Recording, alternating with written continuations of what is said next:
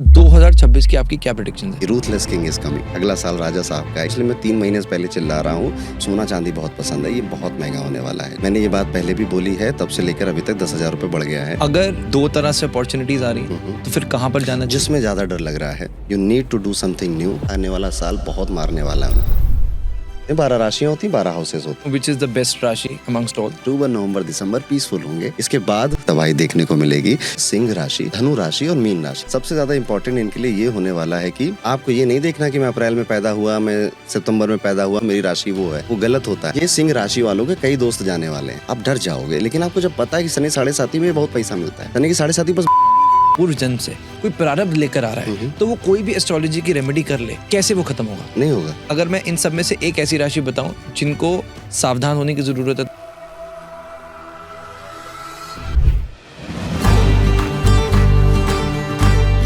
कि जब हम दिवाली मनाते हैं, हम मनाते हैं कि भगवान श्री राम अयोध्या जी वापस आते हैं। हम पूजा गणेश जी और माँ लक्ष्मी जी की करते हैं। राम जी के आने से दिवाली मनाई नहीं जाती। दिवाली की पूजा के लिए 3 चीजें क्या होनी चाहिए? एक दिया समृद्धि, जो कि नॉर्थ में रखा जाएगा। एक दिया वेल्थ का, जो कि वेस्ट में रखा जाएगा। एक दिया दिवाली के दौरान लोग पूजा में लक्ष्मी यंत्र और श्री यंत्र का इस्तेमाल करते हैं। दीपावली में जाएंगे मार्केट में, श्रीयंत्र की कोई फोटो होगी, उसे लेकर आएंगे, लगा देंगे, उस पर टीका कर देंगे। नो, कुछ नहीं होगा उससे। यंत्र बनाना खुद से सीखिए, और जब आप यंत्र खुद बनाओगे तो घर की लाइट चली जाएगी। ओम श्रीम महालक्ष्मी नमः। मैंने पाया कि लक्ष्मी कब कब किसको कहाँ मिली। तो सबसे बड़ा जो इवेंट हमारे कथाओं में दिखता है माता लक्ष्मी को प्राप्त करने का, धन कभी भी कमजोर इंसान के पास नहीं टिकता। धनतेरस की डेट क्या है और धनतेरस के लिए क्या उपाय? धनतेरस आप 18 तारीख को मनाएंगे। धनतेरस का दिन ये लक्ष्मी जी को डेडिकेटेड दिन नहीं होता। धनतेरस पर गोल्ड और सिल्वर क्यों खरीदा जाता है? ये एक सिंबोलिज्म है कि धनतेरस। दूसरे की प्रॉस्पेरिटी के लिए उसको कुछ अच्छा गिफ्ट करना चाहता हूँ ड्यूरिंग दिवाली। जो देते हैं उससे कई ज्यादा लौट कर आता है। देवी देवताओं की मूर्तियां देने से बहुत बचिए। इस दिवाली आप माता लक्ष्मी की मूर्ति कहाँ रखेंगे? वैशाली जी पूछते हैं कि लाल किताब के उपाय करने से कोई नुकसान तो नहीं होगा? हाँ, बिल्कुल होगा। उमेश कुमार जी पूछ रहे हैं, कर्जे से बहुत परेशान हूँ। पहला तो एक लॉजिकल आंसर कि ज्यादा कमाने से। अब एस्ट्रोलॉजिकल आंसर। आपकी फेवरेट रेमेडी कौन सी जो आज तक आपने सबसे पावरफुल रेमेडी दी है? वास्तु का मैंने अपने अनुभव में सबसे बड़ा जो उपाय पाया है, ये उपाय जो कर लेगा विद इन 6 मंथ उसकी लाइफ की 80% प्रॉब्लम चली जाएंगी। ठीक, और ये है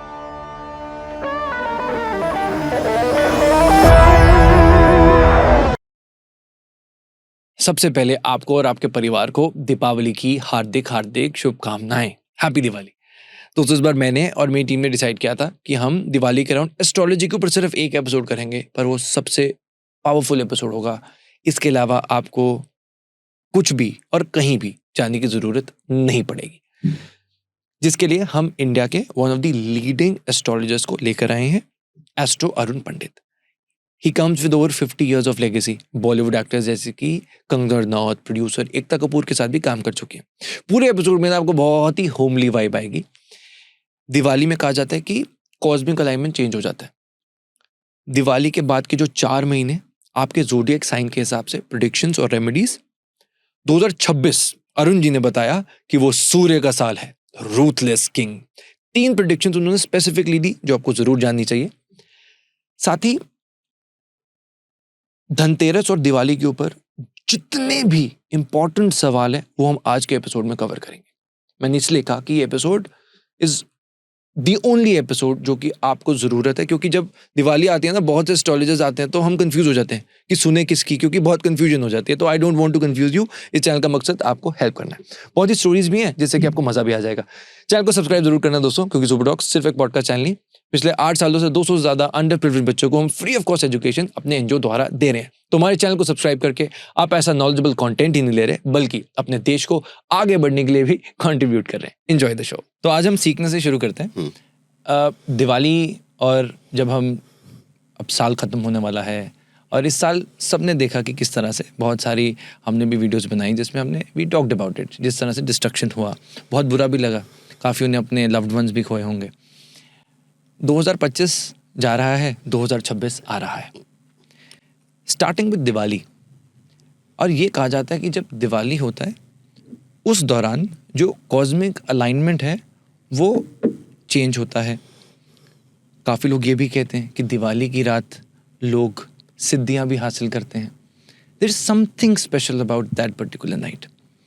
मैं आपसे समझना चाहता हूँ, क्योंकि आप बहुत अच्छे टीचर हैं, कि दिवाली के पास कॉस्मिक अलाइनमेंट कैसी होती है, और उसके बाद हम एक एक करके ज़ोडिएक साइंस लेंगे ताकि सब खुद को उसमें जान पाए कि आगे वाला समय उनके लिए कैसा होने वाला है. ओके, सो सबसे पहले 2025 मंगल का साल था, काफ़ी कुछ एक्सपीरियंस करना ही था. जब भी 9 नंबर के साल आते हैं, प्लस 2 चीज़ें हुई थी, सिर्फ 9 नंबर का साल नहीं था. सैटर्न पाइसेस में गया था. जब भी शनि पाइसेस में जाता है, आप हिस्ट्री उठा के देख लीजिए, यूएस और इंडिया का लफड़ा चलता है. ठीक है, तो ये एक प्रूवन बात हो गई. अभी जा रहा है, अब टाइम थोड़ा अच्छा होने वाला है. ठीक है, अक्टूबर नवंबर दिसंबर पीसफुल होंगे, कामर होंगे, शांति होंगी. जो प्रॉब्लम्स आपने फेस करी हैं वो इजी आउट होंगी, क्योंकि अब जुपिटर एग्जॉल्टेड होने वाले हैं. गुरुदेव एक ऐसा प्लेनेट होता है हॉरोस्कोप में जो ब्लेसिंग देता है, जो आपको बचाता है, प्रोटेक्ट करता है. हम कुंडली में भी कहते हैं कि अगर आपका कोई दोष बन रहा है लेकिन गुरु उसको देख ले तो आप बच जाओगे, आप प्रोटेक्ट है. तो जुपिटर पावर में आने वाला है. अभी जुपिटर उतनी पावरफुल राशि में नहीं था. ये 18 अक्टूबर के बाद होगा, यानी धनतेरस के दिन. उसके बाद दिवाली आएगी और 5 दिसंबर के तकरीबन ये जुपिटर वहाँ रहने वाला है.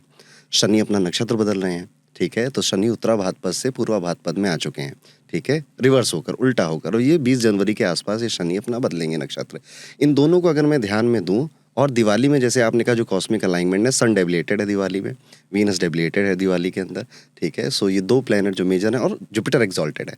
ठीक है, तो it is a blessing time. आप यहाँ पे ब्लेसिंग कर सकते हो. कुछ रेमेडीज़ हैं जो आप अगर दिवाली में करते हो, सो काफ़ी अच्छा आपको रिजल्ट उसका मिल सकता है. साथ ही साथ इस दिवाली में आप ये कोशिश करना कि माता लक्ष्मी के साथ साथ जो आपकी माता है उनकी भी पूजा आप करें. ठीक है, बिकॉज जब माता सीता लंका से निकलकर अयोध्या आती हैं, दिवाली तब मनाते हैं. अयोध्या चंद्रमा है, मून है, it is a land of moon, और माता सीता लक्ष्मी है. ठीक है, जो आई तब दिवाली मनी. तो वीनस प्लस मून इस दिवाली का थीम आप ज़रूर रखिएगा, और यही थीम अगर आप रखते हो तो आने वाला जो टाइम है, साल है, वो आपके लिए ब्लेसफुल होने वाला है. अब रही बात कि ये मैंने कह दिया कामर है, इजी है, पीसफुल में चले जाएंगे. अक्टूबर नवंबर दिसंबर ये 3 महीने आपके. इसके बाद थोड़ी सी तबाही देखने को मिलेगी, क्योंकि रूथलेस किंग इज कमिंग. ठीक है, अगला साल राजा साहब का है. ये तो सेनापति का साल था, राजा साहब का साल आने वाला है. राजा के अपने टेंट्रम्स होते हैं, अपने उसका अपना तामझाम होता है, उसके हिसाब से आगे बढ़ता है. तो ये सब देखने को मिलेगा अगले साल की. पर इस पॉडकास्ट को अगर हम दिवाली पे बात कर रहे हैं, तो कुछ राशियां हैं जो अभी भी थोड़ा सा परेशान रहेंगी, बट मैक्सिमम राशियों को मज़ा आने वाला है.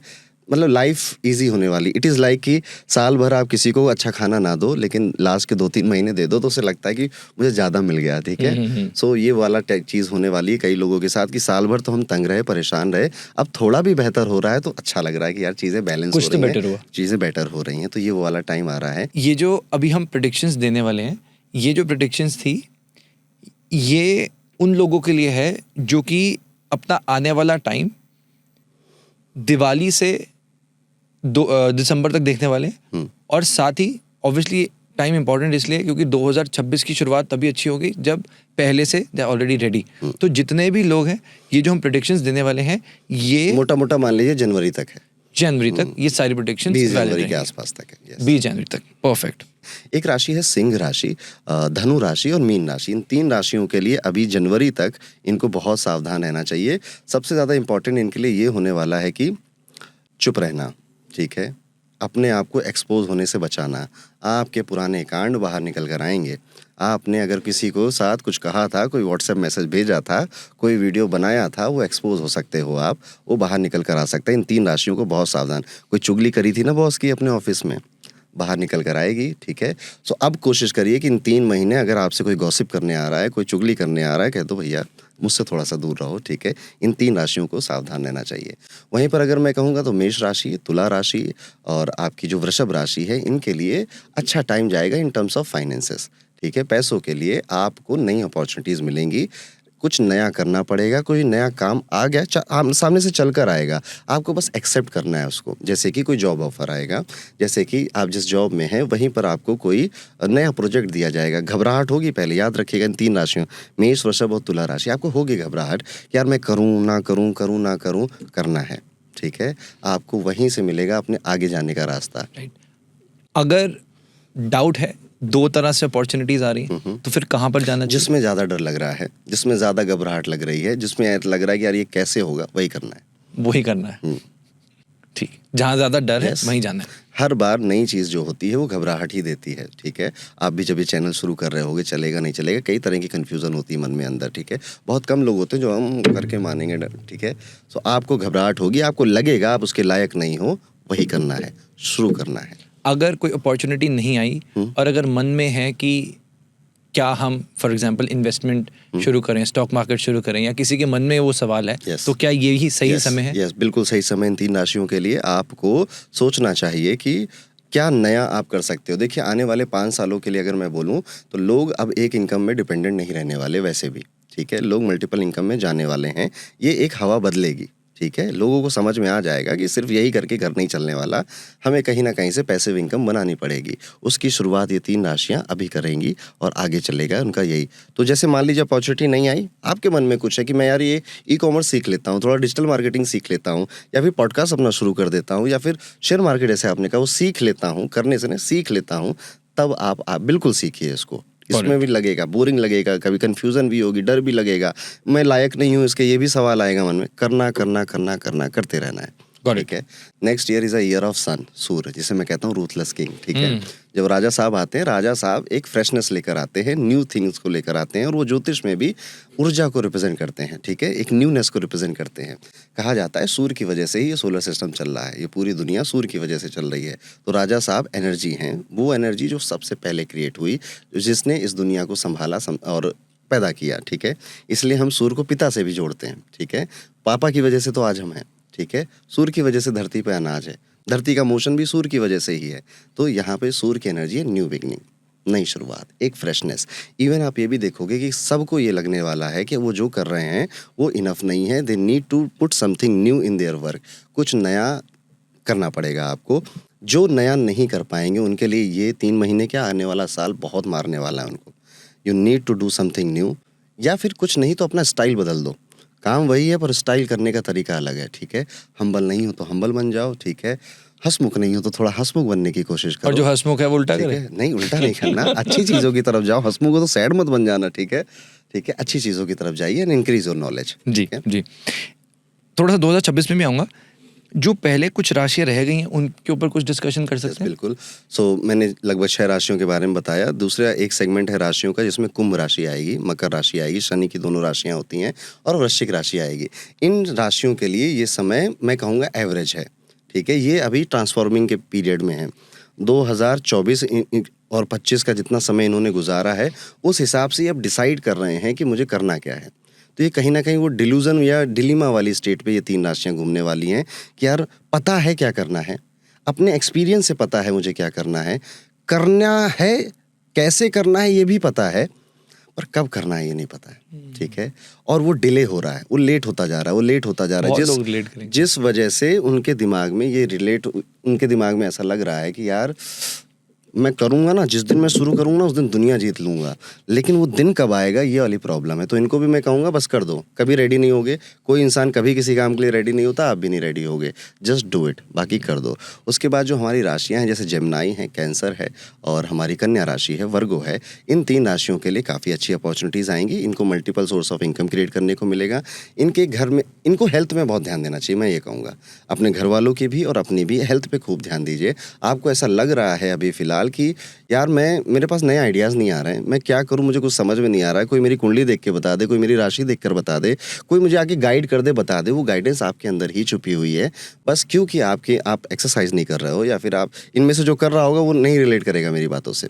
लेकिन अगर आप जब अपनी फिटनेस पे ध्यान देने लगोगे तो जो क्रिएटिव आइडियाज़ हैं, जो एनर्जी है, वो आने लगेगी। इन लोगों को आपको बस इतना ध्यान देना, इन राशियों को, कि आपको जाना पड़ेगा, किसी से पूछना पड़ेगा, ठीक है। एक आदमी से नहीं, 4-5 लोगों से। और जिसने नहीं किया उससे तो मत ही पूछना, ठीक है। आपको अगर खुद का बिजनेस करना है तो उससे मत पूछना जिसने आज तक बिजनेस नहीं किया है, ठीक है। जिसने किया है वो बात को समझेगा और आपको गाइड करेगा। और आज गाइडेंस के लिए बहुत सारे रिसोर्सेज आपके पास अवेलेबल हैं। ये लोग बस समझ नहीं पा रहे हैं करना क्या है, यही इनकी मेन प्रॉब्लम है। इनको कोई समझा देगा, गाइड कर देगा तो इनकी प्रॉब्लम सॉल्व हो जाएगी। और खुद से सॉल्व करनी है तो just focus on your health जब ठीक होती है ना, तो अच्छा तन, अच्छा मन, अच्छा धन, ठीक है, वो वाली बात आ जाती है। Got it. इनमें सबसे, अगर मैं आपसे पूछूं विच इज द बेस्ट राशि अमंगस्ट ऑल? मैं कहूँगा कि मेष राशि, ठीक है। मेष। उसकी 7.5 शुरू हो रही है। वो थोड़ा सा लड़खड़ा रहे हैं, समझ रहे हैं, न्यूनेस आ रही है, क्योंकि शनि की साढ़े साथी में आपका काम बदलता है, आप नई जगहों पे जाते हो, और जो नहीं बदलता है काम उसके लिए साढ़े साथी बुरी हो जाती है। ठीक है, वो गरियाने लग जाता है कि शनि की साढ़े साथी में ये हो गया वो हो गया। मेष राशि वाले अपना काम बदलेंगे, न्यूनेस की तरफ जाएंगे। इनके लिए आने वाला टाइम पीरियड भी इनके सिर्फ इस एक डिसीजन की वजह से बेहतर होगा, अच्छा होगा। प्लस मेष राशि वालों मूवमेंट होगा, भागा दौड़ी आने वाली है, एक जगह से दूसरे जगह जाने का ऑप्शन आने वाला है, चले जाना। ठीक है, आपका फायदा होगा उसमें। तो सबसे बेहतर राशि मैं कहूँगा इसमें मेष राशि है। दूसरी कुंभ राशि बहुत अच्छी है। मैं मेष वाला सवाल भूल जाऊंगा, मैं यहीं पे आ जाता अच्छा, हूँ। ओके। मेष आप ये कह रहे हैं कि अगर शनि की, क्योंकि शनि की साढ़े सती जब आप बोलते हैं सबके कान खड़े हो गए होंगे कि शनि की साढ़े सती is something big for many people.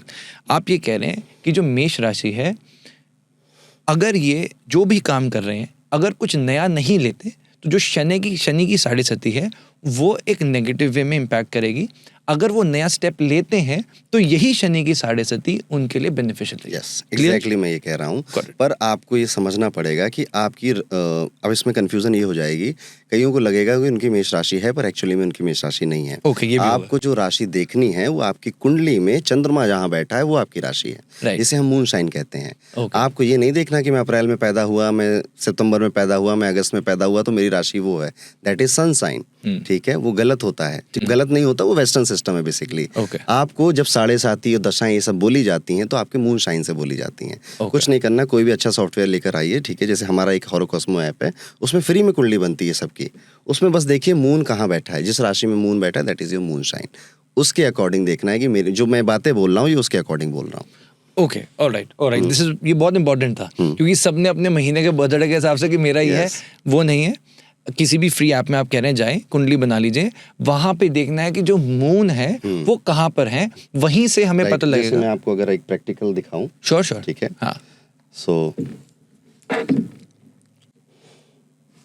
जैसे कि ये कुंडली है किसी की, ठीक है, इसमें आप देखोगे कई सारी चीजें हैं, प्लैनेट्स बने हुए हैं, कुछ नंबर भी लिखे हुए हैं, कुछ यहाँ पे ट्रायंगल बने हुए हैं इस तरह से, कुछ यहाँ पे चौकोर बने हुए हैं इस तरह से, मैनी थिंग्स। तो तीन चीजें होती हैं, हाउस होते हैं, राशियां होती हैं, प्लैनेट्स होते हैं। करेक्ट। ठीक है, हाउस हमेशा फिक्स होते हैं, तो this is your first house, always fix.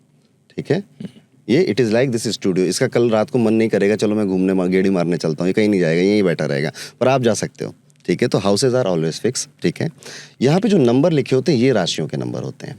जैसे पहला नंबर मेष राशि है, दूसरा नंबर वृषभ राशि है, तीसरा जेमिनाई है, चौथा कैंसर है, पांचवा लियो है, छठा वर्गो है, 7th number is represented Libra, 8th आपका स्कॉर्पियो, 9th आपका सेजिटेरियस है, 10th आपका कैप्रिकॉन है, 11th एक्वेरियस है, 12 नंबर आपका पाइसेस है यानी मीन राशि है। अब आप बताओ यहाँ पे चंद्रमा कहाँ लिखा हुआ है?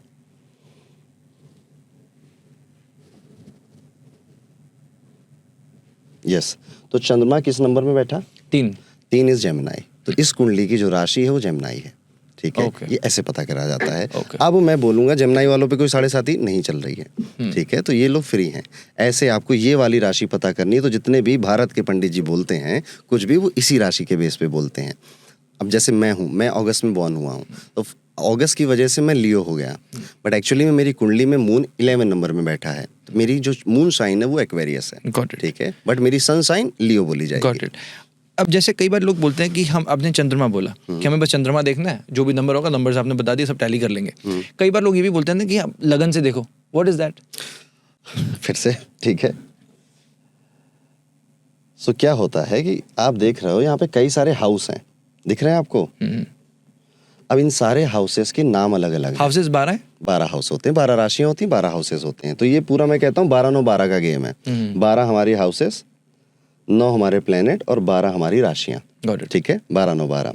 अब हर हाउस का एक नाम होता है। जैसे हर हाउस का, हमारे घरों का नाम हम रख देते हैं ना, कोई चंद्रलता निवास, कोई स्वर्ग बोल देता है, कोई बोलता है विकीज डैन, लक्ष्मी विलास। ठीक है, तो ये क्या घरों के नाम है। ऐसे ये जो फर्स्ट हाउस होता है इसे लग्न बोल दिया जाता है। ओके, तो फर्स्ट हाउस लग्न है। लग्न इंपॉर्टेंट क्यों है? क्योंकि लग्न आपकी हेल्थ के बारे में बताता है। आप कैसा दिखोगे, कैसा बोलोगे, कैसा सोचोगे, ये आपका लग्न आपके बारे में बताता है।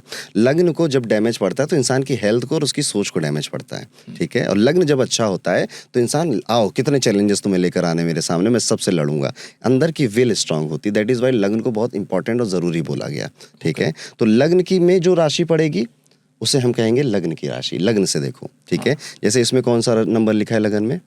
5 तो ये हम कहेंगे ये 5 इज लियो, तो ये लियो एसेंडेंट का कुंडली है, या फिर ये सिंह लगन की कुंडली है, इसको हम ऐसा बोलेंगे। ठीक है, तो लगन बहुत इंपॉर्टेंट होता है, ये भी आपकी पर्सनालिटी के बारे में बताता है, आपकी राशि भी आपकी पर्सनालिटी के बारे में बताती है, दोनों जरूरी हैं।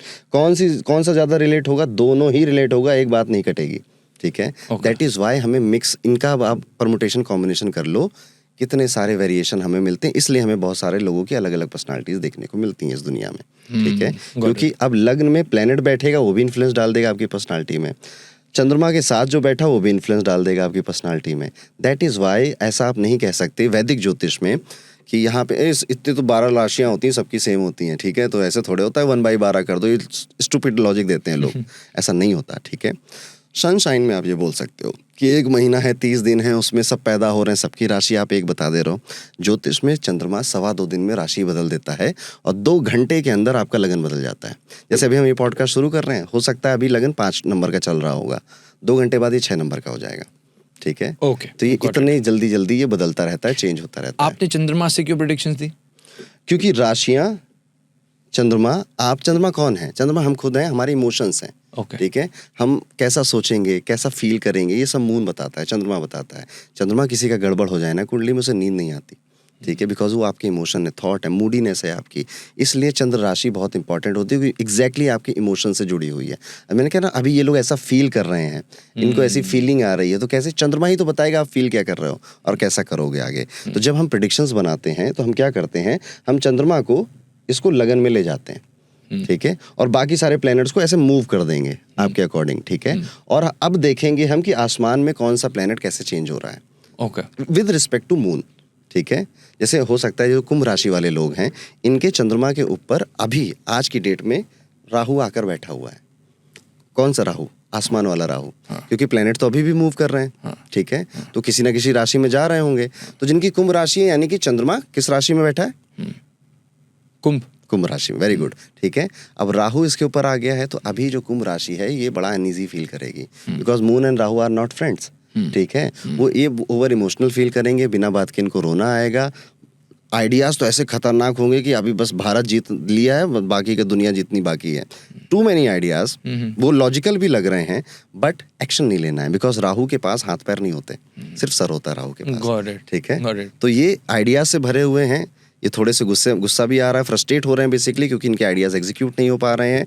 और राहु क्योंकि मून हैम्पर हो रहा है, तो इनकी नींद खराब हो रही है, ये लेट सो रहे हैं, या करवट बहुत बदल रहे हैं, या फिर अपनी नींद के बाद भी इनको अच्छा सा नहीं महसूस हो रहा है, फील हो रहा है। ये कुंभ राशि के साथ चल रहा है। ठीक है, वहीं पर सिंह राशि में केतु आया हुआ है, तो आप में से जिसकी सिंह राशि है, वो अभी मैं बता रहा हूँ, यानी कि आप मई से लगा लो, मई से लेकर अभी तक के पीरियड में और आगे आने वाले पीरियड में, ये सिंह राशि वालों के कई दोस्त जाने वाले हैं, परिवार से ये थोड़े डिटैच होने वाले हैं।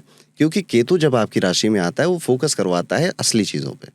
ये सब आडंबर है, ये सब मुखौटे लगाकर बैठे हुए हैं, सब नाटक चल रहा है तुम्हारे आसपास। ठीक है, इससे बड़ी दुनिया है, इससे बड़े तुम्हारे गोल हैं, तुम्हारे एम्बिशंस हैं, उन पर आपको फोकस करना चाहिए। तो सिंह राशि वाला अभी यही ऐसा ही फील कर रहा है कि कुछ नहीं रखा भैया दुनियादारी में, अपने ऊपर काम करूंगा, अपने ऊपर फोकस करूंगा, मेरी जिंदगी मेरे अजले।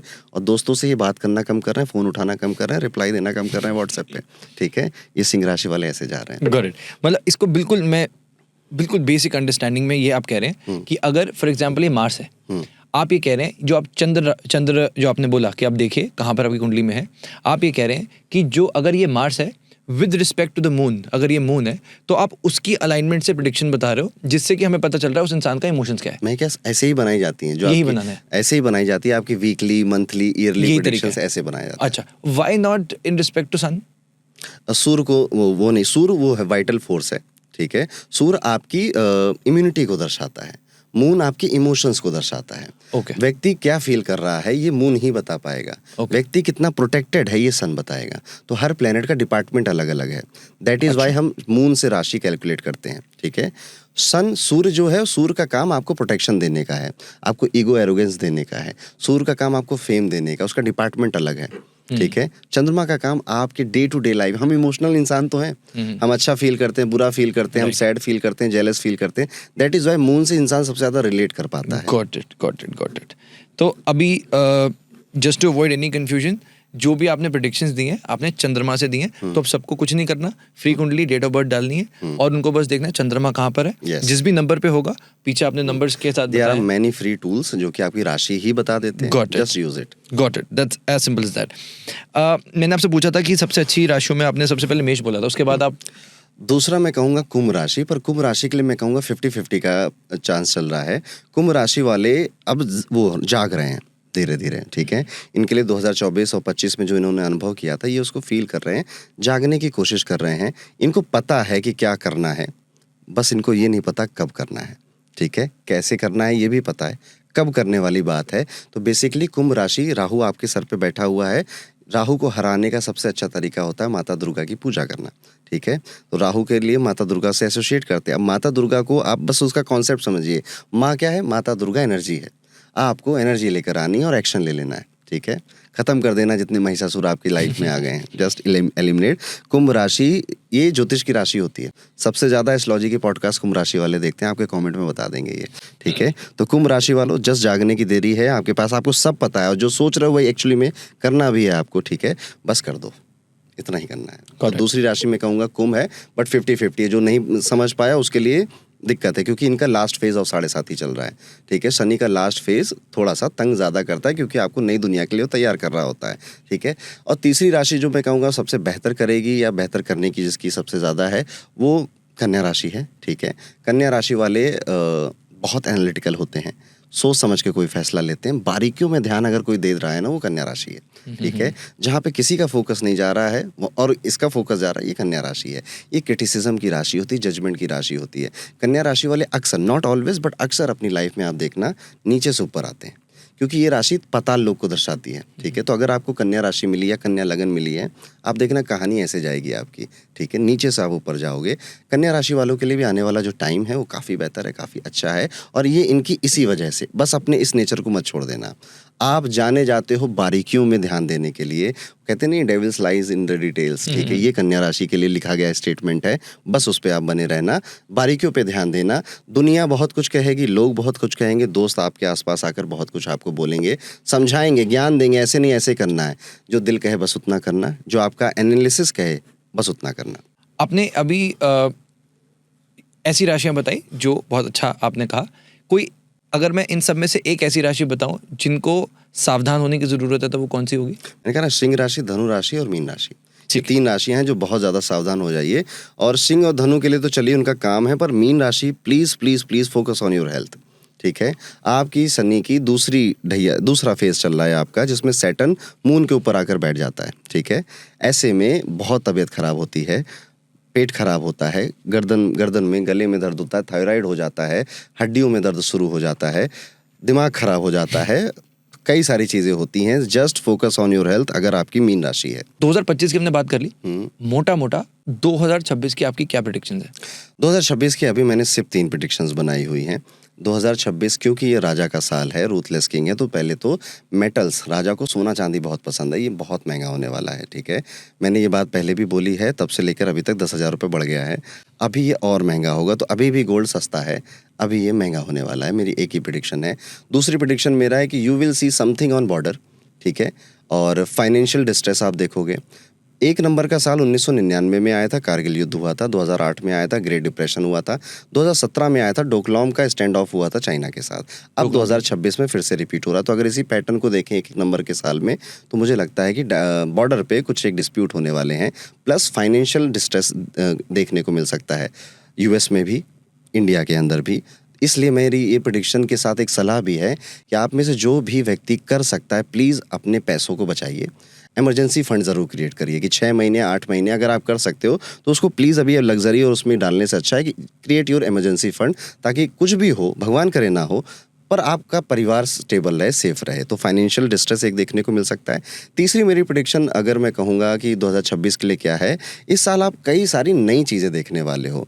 नए लोग, स्टूडेंट्स आएंगे प्रोटेस्ट करने, नए पॉलिटिकल फिगर्स देखोगे, नए एक्टर्स का राइज देखोगे आप, नए बिजनेसेस आइडियाज़ आपको आगे आते हुए दिखेंगे। This year is all about freshness and newness, ठीक है। इस रेस में जो किसी को पीछे नहीं रहना चाहिए आपको, इसलिए मैं 3 महीने से पहले चिल्ला रहा हूँ कि आप क्या नया कर सकते हो, आप क्या न्यू बिगनिंग कर सकते हो। तो this year is a year of new beginnings. तो मैंने अभी तक बस 3 बनाई है, बाकी की मैं जब बनाऊंगा मैं तभी किसी पॉडकास्ट पे बोलूँगा। तो बस इतना, आई थिंक ये 3 चीज़ें ही इंसान के जीवन के लिए काफ़ी इंपॉर्टेंट भी रहेंगी। बाकी की मैं अच्छे से बताऊँगा कि मेष राशि आपके लिए साल 2026 कैसा है, ठीक है। गोल्ड रेट की जब आप बात करते हैं, साल के स्टार्टिंग में या एंड में कब बढ़ने वाला है? ये पूरे साल आप देखोगे ग्रेजुअली धीरे धीरे धीरे धीरे धीरे धीरे बढ़ेगा। बढ़ते बढ़ते बढ़ते बढ़ेगा। और चांदी भी बहुत बढ़ेगा, सिर्फ गोल्ड ही नहीं, सिल्वर ऑल्सो। तो अभी खरीद लेना चाहिए। जिसको जो खरीद सकता ज़रूर खरीदना चाहिए, उसको फ़ायदा ही होगा। आप जब बोलते हैं पॉलिटिकल फिगर्स, क्या हम ये देख सकते हैं कि आने वाले समय में प्रधानमंत्री श्री नरेंद्र मोदी जी की जो कुर्सी है उस पर कोई खतरा है? मुझे लगता है पूरा अपना टर्म पूरा कर सकते हैं वो, ठीक है। कोई खतरा नहीं नज़र आ रहा है, ठीक है। कहने में कूल लगता है कि हाँ खतरा है, ये है वो है, पर मुझे नहीं लगता। काफी लोगों ने ठीक है? कहा। हाँ, कहते हैं वो व्यूज़ आने चाहिए, ठीक है। सो मुझे नहीं लगता कोई खतरा है, ठीक है। मुझे बस ये लगता है कि एक एज फैक्टर उनका आ रहा है, जिस वजह से जेन्युइनली वो भी इतने समझदार हैं कि वो समझेंगे कि अब एक नया कोई आना चाहिए, एक नया फेस दे देना चाहिए, ठीक है। Like? तो यस, अब लाइक क्या है, मैं यूपी का हूँ तो मुझे योगी जी चाहिए, ठीक है। अगर पर्सनली मैं बात करूँ, लाइक तो बहुत सारे अच्छे कंटेंडर हैं, योगी जी भी अच्छे कंटेंडर हैं, अमित शाह भी अच्छे एज कंटेंडर पर हैं। एस्ट्रोलॉजी नहीं, मैंने इतना किसी का, ना अमित शाह का चार्ट मेरे पास है, ना योगी जी का चार्ट मेरे पास है, ठीक है। ये जो इंटरनेट पे चार्ट्स अवेलेबल होते हैं, आई डोंट नो कि वो सही है गलत है। क्यों ऐसा क्यों कह रहा हूँ मैं?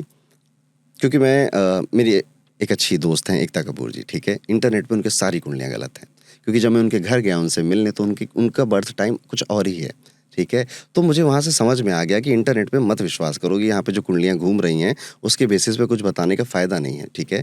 टीवी आर्टिस्ट आते हैं मेरे पास, वो उनकी डेट ऑफ बर्थ जो नेट पे और जो उनकी रियल डेट ऑफ बर्थ वो बताते हैं, it is totally different, Right, ठीक है। right. हम कंगना रनौत जी से मैं मिलने गया, टोटली डिफरेंट कुंडली, पता नहीं क्या घूम रहा है इंटरनेट पे। एक बड़ा अच्छा जो संवाद था मेरे जो दिल में बहुत देर रहा, जो कि जैसे मैंने श्री राजीव दीक्षित जी को कंज्यूम किया, तो मुझे I feel that he is one of the best, जो जिनके साथ मैं बहुत रिलेट कर पाया। तो उन्होंने एक बहुत ब्यूटीफुल कहानी बताई थी। जब प्रभु श्री राम लंका से जा रहे थे, तब विभीषण जी, उन्होंने बोला कि प्रभु आपने सब जिताया है, सब आपका है, ये सोने की लंका आप अपने पास रखिए। इतनी खूबसूरत बात। तो तब जब राम जी ने विभीषण जी को बोला, जननी जन्म भूमिश्च स्वर्गादपि गरीयसी, माँ और मातृभूमि का स्थान स्वर्ग से भी ऊपर है, इसलिए विभीषण मैं अयोध्या जाऊंगा। एक ये मेरे लिए बहुत बड़ा मोटिवेटिंग फैक्टर था, जिससे मैंने आपको भी बताया कि मैं लंदन से जब वापस भारत आया तो ये एक चीज़ मेरे माइंड में चल रही थी। एक सवाल बड़ा इंटरेस्टिंग सा आता है यहाँ कि जब हम दिवाली मनाते हैं, हम मनाते हैं कि भगवान श्री राम अयोध्या जी वापस आते हैं और इसको हम सब सेलिब्रेट करते हैं, we so happy about it. हम पूजा गणेश जी और माँ लक्ष्मी जी की करते हैं, ऐसा क्यों? क्योंकि मैंने आपको पहले बताया कि राम जी के आने से दिवाली मनाई नहीं जाती। दिवाली मनाई जाती है माता सीता के वापस आने से, ठीक है। माता Sita is a form of Lakshmi, ठीक है। और लक्ष्मी अगर सर पे सवार हो जाए तो इंसान पागल हो जाता है। That is why Ganesh ji साथ में रहने चाहिए, जो बुद्धि देंगे आपको, ठीक है। बस इस वजह से आप देखोगे लक्ष्मी और गणेश की पूजा होती है दिवाली के दिन, ठीक है। क्योंकि अयोध्या को, भूमि को उनकी लक्ष्मी वापस मिली थी, ठीक है। तो यस, दैट इज वाई वो सेलिब्रेट कर रहे थे, वो दिए जला रहे थे चारों तरफ, ठीक है। क्योंकि हमारी लक्ष्मी वापस आ रही है। और Lakshmi is not money, abundance, अच्छी हेल्थ, प्रॉस्पेरिटी। यस, तो सीता जी की वजह से दिवाली मनाई जाती है, राम जी की वजह से नहीं मनाई जाती है। ब्यूटीफुल, कितना अच्छा है ये, है ना? सब कितने एक्साइटेड होंगे सुनने में। इवन आप देखो राघव, ये जो पूरी रामायण है, ये सब पूरी की पूरी एस्ट्रोलॉजी के हमें वो देती है, रूल्स देती है। यहाँ पे राम जी सूर्य को रिप्रेजेंट कर रहे हैं, द किंग। लक्ष्मण मरकुरी को रिप्रेजेंट कर रहा है, the logical and the quick witted. जो मतलब जब परशुराम जी के आए ना उनके स्वयंवर में, तो लक्ष्मण लड़ पड़े, बोलने लग गए। मरकुरी ऐसा ही है। हनुमान जी यहाँ पे मंगल को रिप्रेजेंट कर रहे हैं, Mars, the full of energy, power, strength, Mars है यहाँ पे। गुरु वशिष्ठ, जामवंत, ये जुपिटर का रोल प्ले कर रहे हैं। जो अयोध्या की लैंड है ना, ये चंद्रमा को रिप्रेजेंट कर रही है, जो पीसफुल है। जहाँ आप राम राज्य की बात करते हो, पीस है, शांति है, कोई नहीं है। Moon is and peace, emotion, इनको रिप्रेजेंट करता है। और वहीं पे जो रावण है वो राहु को रिप्रेजेंट करता है, ठीक है। और रावण की जो लंका है वो पूरा राहु का है, कि वो सोने की है पर इम्प्रिजेंट है, लोग वहाँ पे दबे हुए हैं। रावण राहु है, वहीं पे उनका भाई विभीषण जस्ट अपोजिट केतु है। आप किसी का कुंडली उठा लेंगे, हमेशा राहु के अपोजिट केतु मिलता है आपको, ऑलवेज, ठीक है। जब भगवान श्री राम को अयोध्या से कहा गया कि आप वनवास के लिए चले जाइए, भगवान श्री राम अकेले जा रहे थे। लक्ष्मण ने कहा मैं भी चलूंगा भैया, और सीता जी ने कहा जहाँ मेरे हस्बैंड वहाँ भी चलेंगे। सीता जी वीनस हैं, लक्ष्मण मरकुरी हैं, राम सन हैं। आप प्लेनेटरी सिस्टम देखिए, सूर्य के हमेशा पास मरकुरी और वीनस रहते हैं। कोई भी कुंडली आप उठा लोगे, सूर्य के पास हमेशा आपको वीनस और मरकुरी मिलेंगे ऑलवेज। किसी की भी कुंडली हो, सिर्फ ये चार्ट नहीं है, कितना connected है सर, है कितनी ना? भी कोई भी कुंडली उठाओ ये आपको मिलेगा। जब हनुमान जी को कोई गुरु मिलेगा और वो समझाएगा कि तुम उठो और हनुमान बोलो जय श्री राम, तुम्हारे अंदर बहुत ताकत है, ठीक है, तो हनुमान जी को अपनी ताकत याद आएगी, अपना मंगल याद आएगा और वो फिरोशियस होकर फिर लंका की तरफ चले जाएंगे। मंगल एक बहुत रॉ एनर्जी है, ठीक है, वो डिस्ट्रक्ट भी कर सकती है, वो कंस्ट्रक्ट भी कर सकती है। मंगल को जब जुपिटर मिल गया, ठीक है, जब ज्ञान मिल गया तो मंगल ने कुछ कंस्ट्रक्ट किया, ठीक है। इस तरह से ये ज्योतिष चलता है। ज्योतिष, ये जो ज्योतिष समझता है ये सारे, अब देखो सूर्य का बेस्ट फ्रेंड है जुपिटर, वशिष्ठ जी, ठीक है, जामवंत। सूर्य का बेस्ट फ्रेंड होता है मार्स, हनुमान जी, ठीक है। सूर्य का बेस्ट फ्रेंड होता है मरकुरी, लक्ष्मण जी, ठीक है। ये तीनों सब साथ में कहानी बना रहे हैं। और सूर्य का सबसे बड़ा एनिमी पता है कौन है? That is Rahu, Ravan. तो ये लड़ाई रामायण की सन वर्सेस राहु की है, अयोध्या वर्सेस लंका की है, मून वर्सेस राहु की है। इस साल 2025 में दिवाली 20 अक्टूबर को है या 21?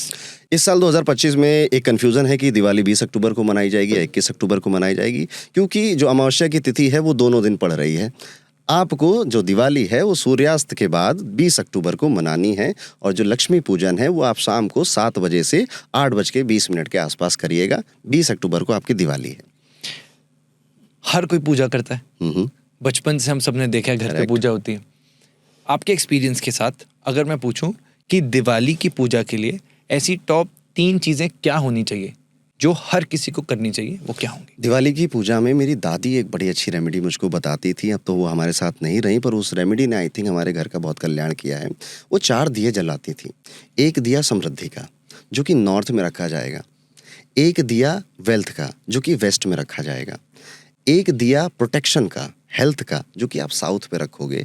और एक दिया प्रसिद्धि का, जो आप ईस्ट में रखोगे, ठीक है। हम आमतौर पे दिवाली में एक दिया अपने घर के बाहर जला लेते हैं या फिर अपनी रेलिंग्स में दिया लगाते हैं। चारों दिशाओं में दिया आपको एक रखना चाहिए, और ये दिया घी का दिया रखना है। घी इज़ जुपिटर, ठीक है। तो आप घी के ये 4 दिए मेरी दादी जलवाती थी, ठीक है। एक रेमेडी जो मैंने खुद से बनाई है अपनी, ठीक है, क्योंकि मैं ये कथाएं बहुत सुनता हूँ, और मेरा क्योंकि एस्ट्रोलॉजिकल माइंड है, साइंस बैकग्राउंड का मैं स्टूडेंट हूँ, तो मैं इसमें से एनालॉजी खोजता रहता हूँ कि क्या क्या हो सकता है। मैंने पाया कि लक्ष्मी कब कब किसको कहाँ मिली। तो सबसे बड़ा जो इवेंट हमारे कथाओं में दिखता है माता लक्ष्मी को प्राप्त करने का, देवताओं के पास से भी लक्ष्मी चली गई थी। दुर्वासा ऋषि ने इंद्र को श्राप दे दिया कि तुम्हारा सारा सुख, सारा समृद्धि सब चला जाएगा, ठीक है। और सारे देवताओं के गहने, उनका सिंहासन, उनकी लाइट सब चला गया उस श्राप की वजह से। अब देवता परेशान हैं, वो जाते हैं भगवान विष्णु के पास कि कुछ करिए, हमारा तो सारा, हम तो पहचाने जाते हैं अपने रिचनेस से, अपनी रॉयल्टी से, वो तो सब हमारा चला गया। तो भगवान विष्णु कहते हैं समुद्र में गया, वहाँ पे जाओ, वहाँ पे समुद्र मंथन करो। बट वो अकेले नहीं कर सकते हैं। पॉजिटिव नीड्स नेगेटिव, देवता नीड्स राक्षस, ठीक है, उनको लेकर आते हैं। फिर भगवान विष्णु कच्छप अवतार लेते हैं, जो कि सैटर्न से रिलेटेड है। कच्छ बिकॉज वो स्टेबिलिटी दे रहा है मृदांचल पर्वत को, जिस पर्वत से समुद्र को मथा जाएगा। और फिर वासुकी नाग आ गए, एक तरफ देवता हैं, एक तरफ राक्षस है, मथा जा रहा है, 14 रत्न निकल रहे हैं। फिर लक्ष्मी जी निकलती हैं, 12वां रत्न लक्ष्मी जी थी, उसके बाद धनवंतरी, और फिर अमृत निकलता है, ठीक है। देवताओं को लक्ष्मी कैसे मिली? उसके बाद वो चली गई नारायण के पास, वो तो अलग एक स्टोरी है, क्योंकि लक्ष्मी हमेशा नारायण के पास रहेगी। धन कभी भी कमज़ोर इंसान के पास नहीं टिकता। लक्ष्मी नारायण के पास ही रुकेंगी, जो कि पावरफुल है, not just physically, mentally, emotionally. Lakshmi वहीं जाएगी, ठीक है। इसलिए कभी कोई लड़का आता, पंडित जी गर्लफ्रेंड नहीं बन रही है मेरी, तुम पावरफुल जिस दिन बनोगे लोग तुमसे अट्रैक्ट हो जाएंगे, तुम्हारी लक्ष्मी भी तुम्हारे पास आ जाएगी, ठीक है। अब इससे एक रेमेडी निकलती है कि आपको एक कलश बनाना चाहिए दिवाली में। वो कलश रिप्रेजेंट करता है समुद्र मंथन को, क्योंकि लक्ष्मी जी वहीं से आएंगी। उस कलश में आप पानी रखिए, बहुत एक पिंच ऑफ सॉल्ट ज़रूर डालिए, बिकॉज समुद्र खारा होता है, ठीक है। अब यहाँ पर आपको देवता और असुर दोनों डालने हैं, तो सफ़ेद और काला, यानी कि आप सफ़ेद तिल और काले तिल इसमें डाल सकते हैं, ठीक है। देन इस ढवा को एक वो चाहिए, मथनी चाहिए, ठीक है। तो इसके ऊपर आप नारियल रखेंगे, ठीक है, वो मथनी को रिप्रेजेंट करेगा। और जो सांप है, जो वासुकी नाग है, उसके लिए आप आम के पत्ते लगाएंगे चारों तरफ, और एग्जैक्टली जैसा कलश दिखता है, ये कलश अब वैसा ही है। नाउ आपने एक सिंबॉलिक रिप्रेजेंटेशन बनाया है समुद्र मंथन का। अब आपको बस इसमें लक्ष्मी जी को जगाना है, और लक्ष्मी जी को जगाने के लिए ओम श्रीम महालक्ष्मी नमः इस मंत्र का जाप आप कर सकते हैं 108 बार दिवाली की रात को, या फिर आप श्री सूक्तम जरूर पढ़िएगा इस रात को, ठीक है। श्री सूक्तम प्लस ये कलश, आई थिंक आपके घर के समुद्र मंथन से भी आपको लक्ष्मी जरूर मिलेंगी। Beautiful, thank you so much इतना डिटेल्ड आंसर देने के लिए। एक क्वेश्चन पूछूं, पर्सनल है, it is little out of the topic, पूछूं?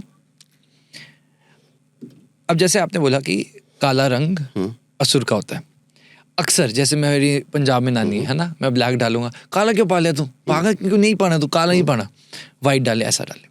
मेरे मन में कई देर तक ऐसा सवाल रहा। हम वृंदावन जाते हैं, राधा रमन जी जाते हैं, ठाकुर जी महाराज देखते हैं, हम उनका जब दर्शन करते हैं, वो भी जो कलर होता है, वो भी एक जो आकर्षण है, वो रंग काला ही है। तो भगवान का जो स्वरूप है मंदिरों में, जब वो काला है, भगवान का स्वरूप जब काला है, तो वो असुर प्रवृत्ति का कैसे हो सकता है? नहीं, आपको किसने कहा कि काला रंग असुर है? ठीक है, ये एक रिप्रेजेंटेशन है ब्लैक। क्यों? क्योंकि ये वही देश है जहाँ पर काली आत्मा, काली रात, काला, ये लोगों को इतनी बार बोला गया है कि लोगों ने काले रंग को उससे रिप्रेजेंट कर लिया। यहाँ पे मैंने सफ़ेद और काले तिल आपको बोले हैं, ये आप इसी के लड्डू भी बनाते हो, चाहे आपकी पितृपक्ष की पूजा हो, यही चीज़ें लिखी हुई हैं शास्त्रों में, मैंने वहाँ से लाया। ब्लैक इज़ अ कलर जो कि गॉड भी पसंद करते हैं, ठीक है। Black is a colour of royalty, black is a colour of potential. मस्त एक लैम्बोर्गिनी काले रंग की निकलेगी ना, आप पलट पलट के देखोगे, ब्लैक कलर पहन के अच्छा लगता है, फील बहुत अच्छा। तो ब्लैक कभी भी बुरा कलर नहीं है, black is a good colour. आपको अच्छा लगता है तो पहनिए। कलर्स कभी भी लकी अनलकी नहीं होते, कलर्स बस फेवरेट और अनफेवरेट होते हैं, ठीक है। मुझे काला नहीं पसंद है, वो मेरी पर्सनल चॉइस है, मैं नहीं पहनूंगा, ठीक है। मुझे काला पसंद है, ये भी मेरी पर्सनल चॉइस है, मैं पहनूंगा इसको। तो black is not a bad colour, black is a very good colour. ये बहुत ही अच्छी आपने, आई थिंक काफी लोग रिलेट करेंगे, क्योंकि उसके बाद से मैंने सोचा अगर ये है ऐसा तो मैं तो काला ही डालूंगा, क्योंकि भगवान ने आप देखो कितनी पूजाएं हैं, उसमें काला रंग पहनना अनिवार्य है। खास तौर पे वो सारी पूजाएं जिसमें उग्र देवी की या उग्र देवता की पूजा होती है, लोग काला रंग ही पहनते हैं। काला रंग ऑब्जर्व कर लेता है। देखो, इसे बुरा एक सा साइंटिफिक रीजन भी समझो।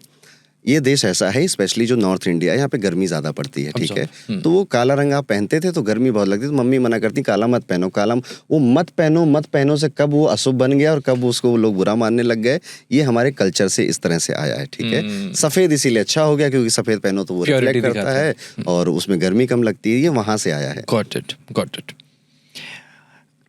दिवाली के दौरान खासकर लोग पूजा में गोमती चक्र, कौड़ी के जो शेल्स होते हैं, लक्ष्मी यंत्र और श्री यंत्र का इस्तेमाल करते हैं। बिल्कुल।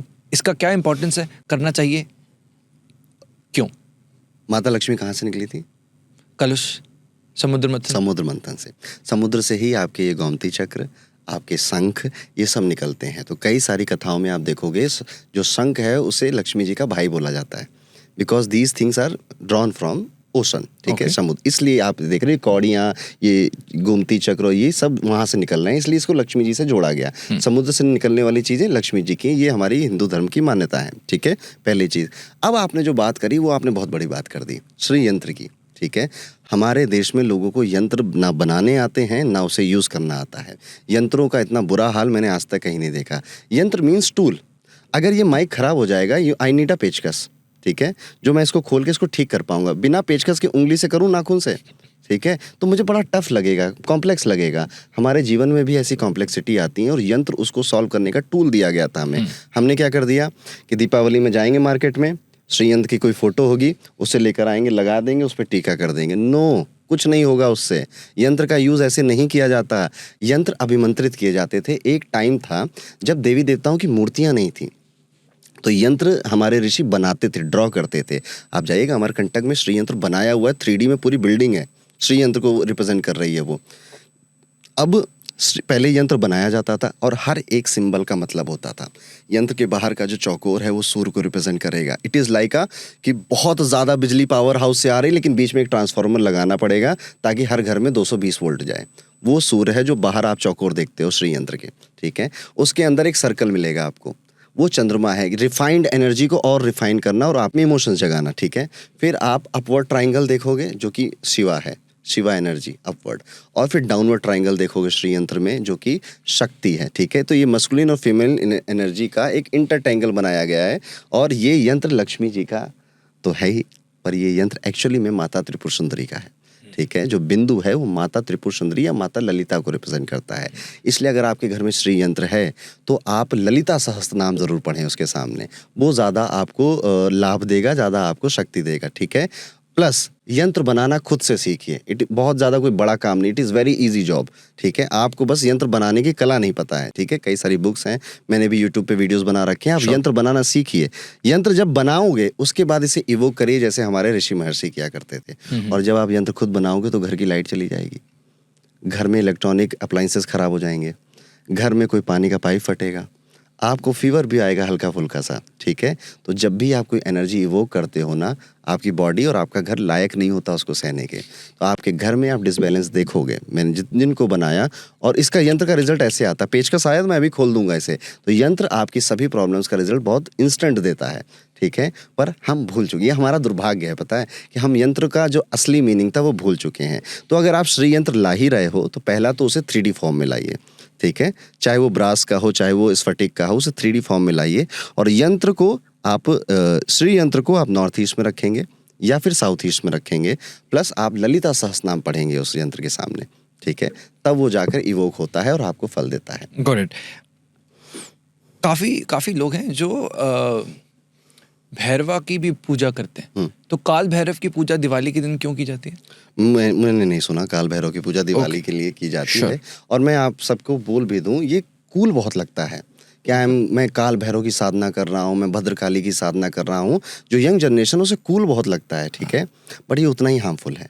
अगर आप काल भैरव की साधना कर रहे हैं तो जितना राइज करोगे उतना ही बुरा गिरोगे भी, ठीक है। अगर आपके पास गुरु नहीं है, ठीक है, क्योंकि उग्र एनर्जीज को संभालने लायक आप नहीं हो। यू नीड समबडी जिसने ये साधना की हो और वो आपको गाइड करे। उससे पहले टच मत करो। कूल लिखने के लिए यूट्यूब पे जो सुन के तो बिल्कुल भी नहीं, यूट्यूबर्स के ज्ञान लेकर या यूट्यूबर के कंटेंट सुनकर तो बिल्कुल भी नहीं।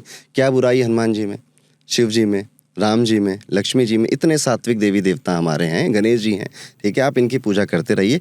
इफ़ यू फाउंड सम गुरु जिसने जो इस रास्ते पे चल चुका है, ठीक है, उसके सानिध्य में ही करना, अदरवाइज मत करना। राइट। अगर कुंडली में राहु केतु हो तो दिवाली के दिन जो लक्ष्मी जी की पूजा करता है तो क्या उससे वो कम होता है? राहु केतु को कंट्रोल मंगल करता है, ठीक है। मार्स इज हनुमान जी, ठीक है। तो ये डिपार्टमेंट लक्ष्मी जी ने हनुमान जी को दे रखा है, ठीक है। आप देखो, जो वैष्णो देवी की कथा सुनिएगा कभी, माता नहीं गई थी भैरवनाथ से लड़ने, हनुमान जी गए थे, ठीक है। हनुमान जी लड़ते हैं। तो राहु केतु कुछ भी हो, अगर आपको उनको शांत करना है तो या तो आप देवी जी, वो भी दुर्गा माता के साथ जाइए, वो आपको प्रोटेक्ट करेंगी, या फिर आप हनुमान जी के भक्त बनिए, वो आपको प्रोटेक्ट करते हैं। दिवाली की रात में बहुत लोग ये देखते हैं कि अक्सर ब्लैक एनर्जीज बहुत आ जाती हैं, इस रात को सिद्धियां प्राप्त की जाती हैं। ऐसी इस रात में होता क्या है, और ये जो सिद्धियां होती हैं, किस तरह के लोग सिद्धियां प्राप्त करते हैं? ओके, पहले तो सिद्धि क्या होती है। तो जब बच्चा रोता है ना, तो जो माँ होती है उसे खिलौने देती है, ठीक है। उनसे भी ना माने तब वो कहती है कि बेटा इसको जरा गोद में उठा लो, ठीक है। ये जो गोद में उठाने वाले हैं उससे भी ना माने वो बच्चा, तब माँ खुद आती है, तब उसको दूध पिलाती है, उसको शांत करती है। अब ये माँ को आप रिप्लेस कर दो देवी माँ से, और जो बच्चा है वो हम लोग हैं, ठीक है। तो पहले खिलौने देगी, चटर मटर, थोड़ा पैसा दे देंगे, थोड़ा ये दे देंगे। जब भी आप साधना करना शुरू करोगे ये होगा।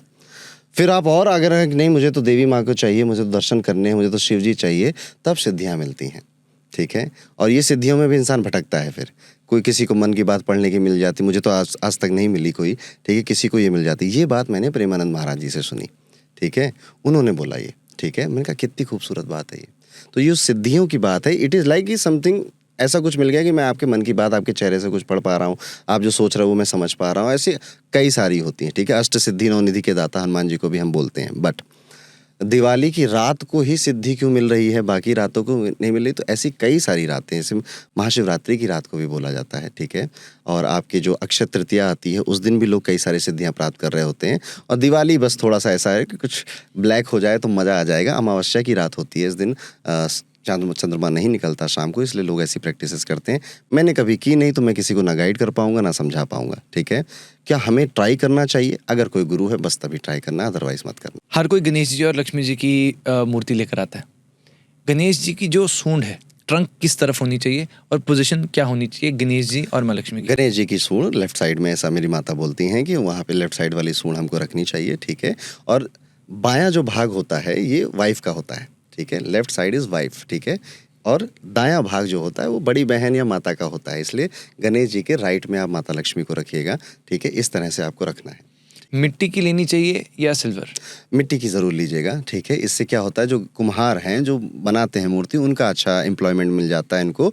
और आप आज नहीं तो कल इस मूर्ति को जब ये खंडित हो जाएगी, होएगी ही, कहीं हटा के ही रखोगे, तो उससे इन्वायरमेंट अच्छा रहे तो आप मिट्टी की लाना। इससे दो फायदे होते हैं। कुम्हार जो डिपार्टमेंट है, जो वो लोग, उनका फ़ायदा होता है, सस्ती आती है, सुंदर आती है, किसी की मेहनत बनी होती है।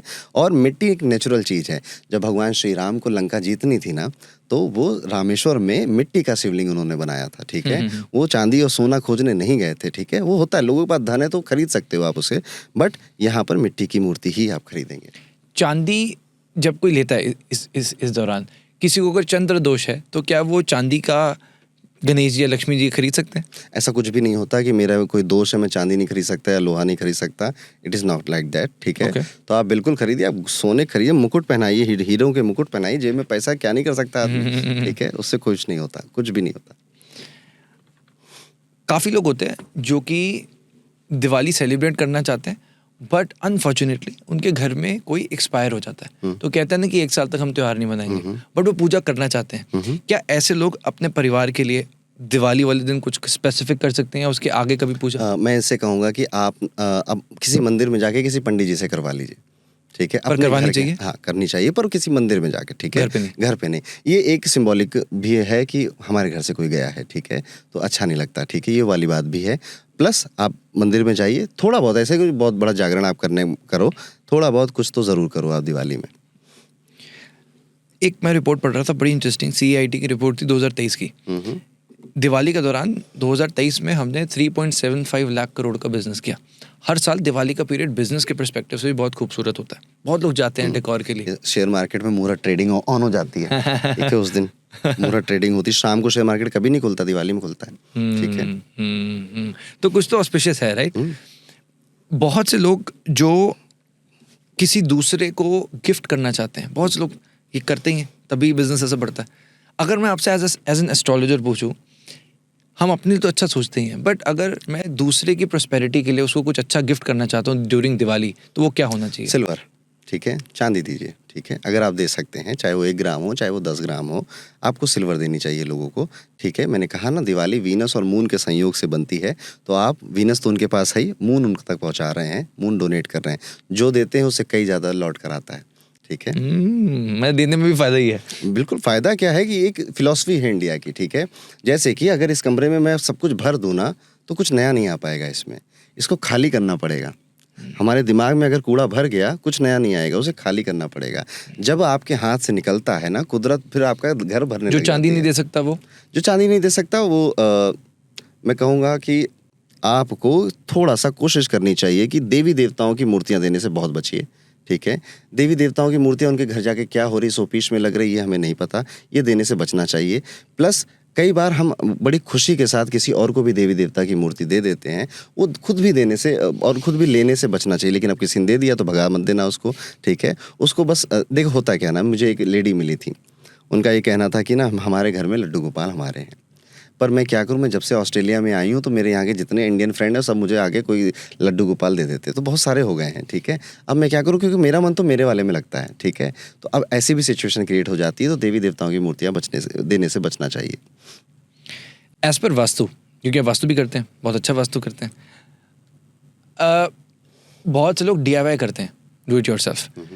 तो अगर कोई एज पर वास्तु अपने घर पे दिवाली के दौरान कुछ करना चाहे, कुछ डेकोरेट करना चाहे, बहुत सिंपल सी चीज़ मुझे बताइए जो हर कोई कर सके और जो कि एज पर वास्तु उस परिवार के लिए बेनिफिशियल भी हो। ओके, बड़ा अच्छा सवाल है। इस दिवाली आप माता लक्ष्मी की मूर्ति कहाँ रखेंगे, किस दिशा में रखेंगे, ये आपको जानना चाहिए। माता लक्ष्मी वीनस को रिप्रेजेंट करती है। Venus is exalted in Jupiter sign. Jupiter की दिशा है नॉर्थ ईस्ट। तो आप अपनी माता लक्ष्मी को, अपने वीनस को नॉर्थ ईस्ट में रखकर उनकी पूजा जरूर करिएगा। प्लस मान लेते हैं कई जगह टॉयलेट होता है नॉर्थ ईस्ट में, कुछ ऐसी जगह होती है नॉर्थ ईस्ट में टेम्पल नहीं बना सकते, उत्तर दिशा से बचेंगे, ठीक है। उत्तर दिशा में, क्योंकि वो बुध की दिशा है, वहाँ पे वीनस डेबिलेटेड होता है उसकी राशि में, वहाँ माता लक्ष्मी को रखने से बचिए। देन जो सेकंड डायरेक्शन सबसे बेस्ट है वो वेस्ट की डायरेक्शन है, सैटर्न की, शनि की दिशा।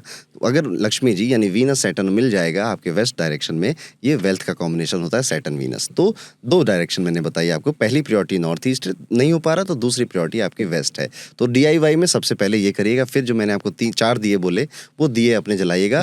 प्लस वास्तु का मैंने अपने अनुभव में सबसे बड़ा जो उपाय पाया है, ये उपाय जो कर लेगा विद इन 6 मंथ उसकी लाइफ की 80% प्रॉब्लम चली जाएंगी, ठीक है। और ये है declutter your house, just declutter your house.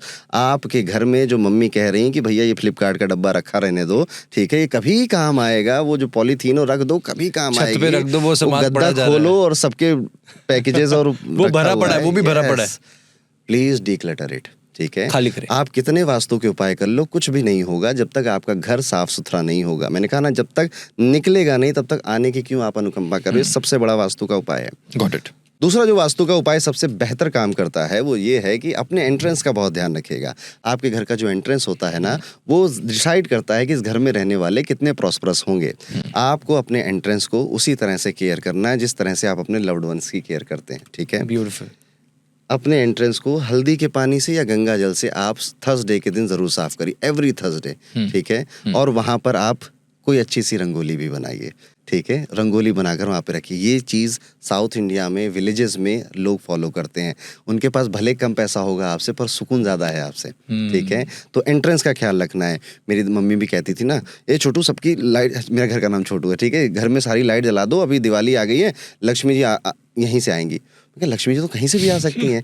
वो ये भोलापन है, ठीक है। पर इस भोलेपन में देखो कितनी बात छुपी हुई है।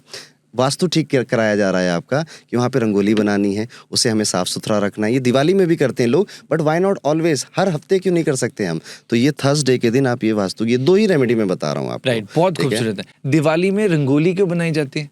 दिवाली में रंगोली एक, जब घर में कोई आता है तो घर अच्छा लगे, सजाए। जब शादी भी करते हो आप तब भी रंगोली बनाते हो आप, ठीक है। It is welcome, I am welcoming you. माँ लक्ष्मी को वेलकम कर रहे हैं। ये वेलकम एक जेस्चर है हमारा कि मेहनत लगती है, बहुत मेहनत लगती है रंगोली बनाने में। जो माताएं बहनें बना रही हैं उनको बहुत, आपको उनको बहुत अप्रिशिएट करना चाहिए। और खराब कर रहे हो तो तुम्हें बहुत मार भी पड़नी चाहिए। रंगोली में बहुत मेहनत लगती है, और वो रंगोली में अब एक तो मेहनत है और वो वेलकमिंग है। Yes, this is the location. हम सब चाहते हैं कि हमारा घर समृद्ध हो, इसलिए रंगोली बनाते हैं हम लोग। साथ ही साथ rangoli is a form of यंत्रा ऑल्सो, ठीक है, बट नॉट ऑल रंगोलीज, ठीक है। वो आजकल कुछ कॉमेडी वाली भी बन जाती हैं। अच्छी रंगोली अगर आप जो बना रहे हैं, मैं कुछ पिक्चर्स दूंगा आपको राघव, आप यहीं पे वो लगा देना। अगर आप ये रंगोली बना सके अपने घर के एंट्रेंस में तो बहुत बेहतर है। For prosperity and wealth. Yes, for prosperity and wealth. और ये यंत्रा की रंगोली होगी जो, तो इस दिवाली यंत्रों वाली दिवाली। आजकल तो वो स्लेट आ जाती है ना। अरे एक से एक रंगोली आर्टिस्ट है ना वो तो स्टेंसिल जो आप बोल रहे हो वो तो आता ही है, ठीक है। बट वो हाथ से भी कई लोग बनाते हैं, ठीक है, वो बना ले जाएंगे। बट आप कह रहे हैं हाथ से बनाएंगे तो वो एफर्ट जो है उससे माँ को भी दिखेगा कि हाउ वेलकमिंग वी आर। अरे भाई, उस स्टेंसिल से बनाने में बहुत एफर्ट है, ठीक है। आप बना लो, आपसे स्टेंसिल से नहीं बनेगा, ठीक है, मुझसे स्टेंसिल से नहीं बनेगा, ठीक है, उसमें भी बहुत एफर्ट है। Agreed, got it. दिवाली के साथ धनतेरस भी आ रहा है। यस। धनतेरस की डेट क्या है और धनतेरस के लिए क्या? धनतेरस आप 18 तारीख को मनाएंगे, 19 तारीख को काली चौदस मनाएंगे, 20 तारीख को आप अपनी दिवाली मनाएंगे, ठीक है। तो ये आपका पूरा प्रोसेस रहने वाला है। धनतेरस का दिन बहुत ज़रूरी है, पहले तो ये समझने के लिए कि लक्ष्मी जी को डेडिकेटेड दिन नहीं होता। धनतेरस का दिन धन्वंतरी भगवान के लिए होता है। Dhanvantari is physician of God, वो भगवान के डॉक्टर हैं। तो ये वाला जो दिन होता है ये आपकी हेल्थ के लिए होता है। इस दिन आप सोना चांदी जो मर्जी है वो खरीदो, झाड़ू खरीदो, ये सब तो हमारे मान्यताओं में प्रचलित ही है। पर इस दिन ज़रूर धन्वंतरी मंत्र पढ़िएगा। लंबा सा मंत्र है, एक बार तो ज़रूर पढ़िएगा। घर में किसी की तबीयत खराब है, आपकी तबीयत खराब है, वो ठीक होने लग जाएगी और आरोग्य रहोगे। तो not always money money money, health से बड़ा कोई मनी नहीं है। अगर तबीयत खराब हो जाएगी ये पैसा भी मजा नहीं दे पाएगा, ठीक है। तो धनतेरस इज फॉर धनवंतरी, ठीक है। वो धन जुड़ जाता है तो सबको मनी याद आ जाता है। इट्स फॉर धनवंतरी भगवान। मंत्र क्या बोला आपने? वो धनवंतरी मंत्र, इट इज वेरी बिग, मुझे कंठस्थ नहीं है, ठीक है। तो आप इसको नेट पे देख सकते हो। राइट, हम स्क्रीन पे भी लगा सकते हैं। हाँ, लगा सकते हैं। बिग मंत्र है, बड़ा मंत्र है। Okay, got it. धनतेरस पर गोल्ड और सिल्वर क्यों खरीदा जाता है? मैंने कहा ना, ये एक सिंबोलिज्म है कि धनतेरस, ठीक है। तो एक्चुअली धन त्रयोदशी बोलते हैं इसको। गोल्ड और सिल्वर आप इस दिन जो भी लेकर आओगे वो बढ़ेगा, होता है। सेव होगा, ठीक है, और आगे बढ़ेगा, ऐसी मान्यता है। यही चीज़ अक्षय तृतीया में भी लोग कहते हैं, अक्षय तृतीया में, कि इस दिन जो आप लेकर आओगे अपने घर में वो अक्षय हो जाएगा, कभी खत्म ना होने वाला हो जाएगा। तो ये एक मान्यता है जिस पे भारत देश चलता है और ये करना चाहिए। आप खुद इस पे you validate? Yes, I validate. और मैं एज पर एस्ट्रोलॉजी? यस, और बर्तन भी खरीदते हैं हम लोग, धनतेरस पे बर्तन खरीदते हैं। और वैसे बर्तन बहुत ज़्यादा हो जाते तो एक चम्मच भी खरीदते, कटोरी भी खरीदते, तो खरीदते ज़रूर धनतेरस में। प्लस धन्वंतरी मंत्र, अभी जब से मैंने ज्योतिष पढ़ना शुरू किया तब से हमने ये भी करना स्टार्ट कर दिया अपने पर्सनल घर में। और हाँ, गोल्ड एंड सिल्वर लेने का बजट होता है तो ले लेते, नहीं होता तो बर्तन से काम चल जाता है, ठीक है। Okay okay. इस दिन ना मैं आपको और अच्छा बताता हूँ कि धनतेरस जो दिन है, इस दिन आप अपने घर में जो जो लाओगे वो हमेशा के लिए रहेगा आपके घर में, ठीक है। तो आपको जो सिंबॉलिक चीज़ें होती हैं, जैसे कि बर्तन, आपके घर में खाना खाने के बर्तन बने रहें, प्लस कुछ अनाज भी खरीदिए। जैसे लोग नमक खरीदते हैं धनतेरस के दिन, वो अनाज का एक फॉर्म है कि हाँ हमने खाने की कोई एक चीज़ खरीद ली। इस दिन झाड़ू खरीदी जाती है, झाड़ू आप खरीदते हैं तो ये इट इज़ हाइजीन को रिप्रेजेंट कर रहा है, ये घर में हाइजीन आपका रहेगा। प्लस सिल्वर एंड गोल्ड, ये आपका ऑप्शन होता है कि आप धन को उस तरह से देख रहे हो तो यू कैन बाय। तो चांदी का एक सिक्का ही खरीद लेते हैं लोग जिसमें गणेश लक्ष्मी जी बने होते हैं, उसकी पूजा करते हैं। तो यस, यू कैन ऑल। और मैं कहूँगा इसी दिन अगर आप चाहें तो जो मैंने श्री यंत्र की बात कही थी, वो यंत्र भी ला सकते हैं अपने घर में, और दिवाली में उसकी पूजा कर सकते हैं। दिवाली से रिलेटेड अनाया ने एक सवाल पूछा था धनतेरस से रिलेटेड, कि धनतेरस पर जैसे आपने कहा कि सिल्वर चांदी बर्तन उसी दिन खरीद पाओ, बट बहुत लोग हो सकता है कि पॉसिबल ना हो उनके लिए उसी दिन जाना, में भी कहीं बाहर ट्रैवल कर रहे हैं, तो अगर पहले सिल्वर या गोल्ड या कोई बर्तन खरीद लिया जाए और धनतेरस वाले दिन उसकी पूजा की जाए, तो क्या वो उतना ही वाजिब माना जाएगा? बिल्कुल वाजिब माना जाएगा। कई लोग बीमार होते हैं, बिल्कुल कर सकते हैं, no worries on that. Okay okay. Diwali पर ना एक बहुत सारी जो मदर्स हैं वो रिलेट करेंगी, जो मेड होती हैं ना वो सबसे बड़ी बहुत इंपॉर्टेंस रखती हैं दिवाली वाले दिन। वो भी बहुत कुछ देखती हैं कि कुछ दिवाली में इंक्रीमेंट होगा, ऐसा भी होगा। और जो घर में जितनी माताएं हैं वो चाहती हैं कि जो मेड्स हैं सारा घर एकदम साफ साफ हो जाए, ऐसा। एज एन एस्ट्रोलॉजर अपनी मेड्स को खुश रखने के लिए कोई क्या कर सकता है? पहला तो देखो आपसे आपकी मेड्स खुश रहती हैं या नहीं रहती हैं। अगर आपके घर में मेड्स कुछ ही टाइम टिकती है और चली जाती है, आपका शनि बहुत खराब है। तो सैटर्न रिप्रेजेंट सेवक, ठीक है। आपके घर में अगर ऐसी मेड्स हैं, ऐसे सर्वेंट है जो 5 साल 8 साल 10 साल से आपके साथ हैं, your Saturn is very good, ठीक है। शनि इज़ मनी, ठीक है, तो आपका वेल्थ और प्रॉस्पेरिटी और आपकी मेहनत बची रहेगी।